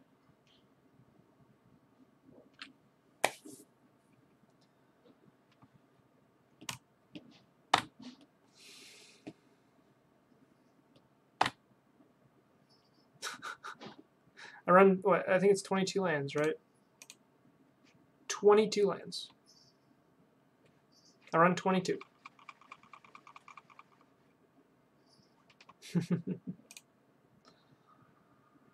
Whoops. Alright. Well, I will try to not draw lands next time I stream. But it's been fun. It's been fun hanging out. It's been fun chatting. Yeah. But it's gonna have to go back and watch and see how many lands. I think I had like 30 cards left in my deck, and I had 2/3 of my lands in play or something like that. No, because if I go to 20 lands, I'll have to mull every hand because I'll have no landers. Honestly, 22 is probably a little greedy in that list because I do run 3 trackers, and trackers want my fetch lands.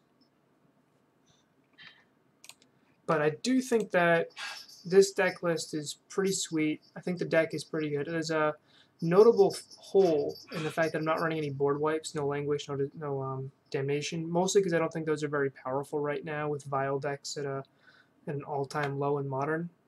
And I kind of want to use my Snapcaster Mage as cleanup against those decks anyway. I have Ishkana as an extra little threat to kind of fill that window. So Abzan Company, I feel like it's a very powerful deck as we saw game 1.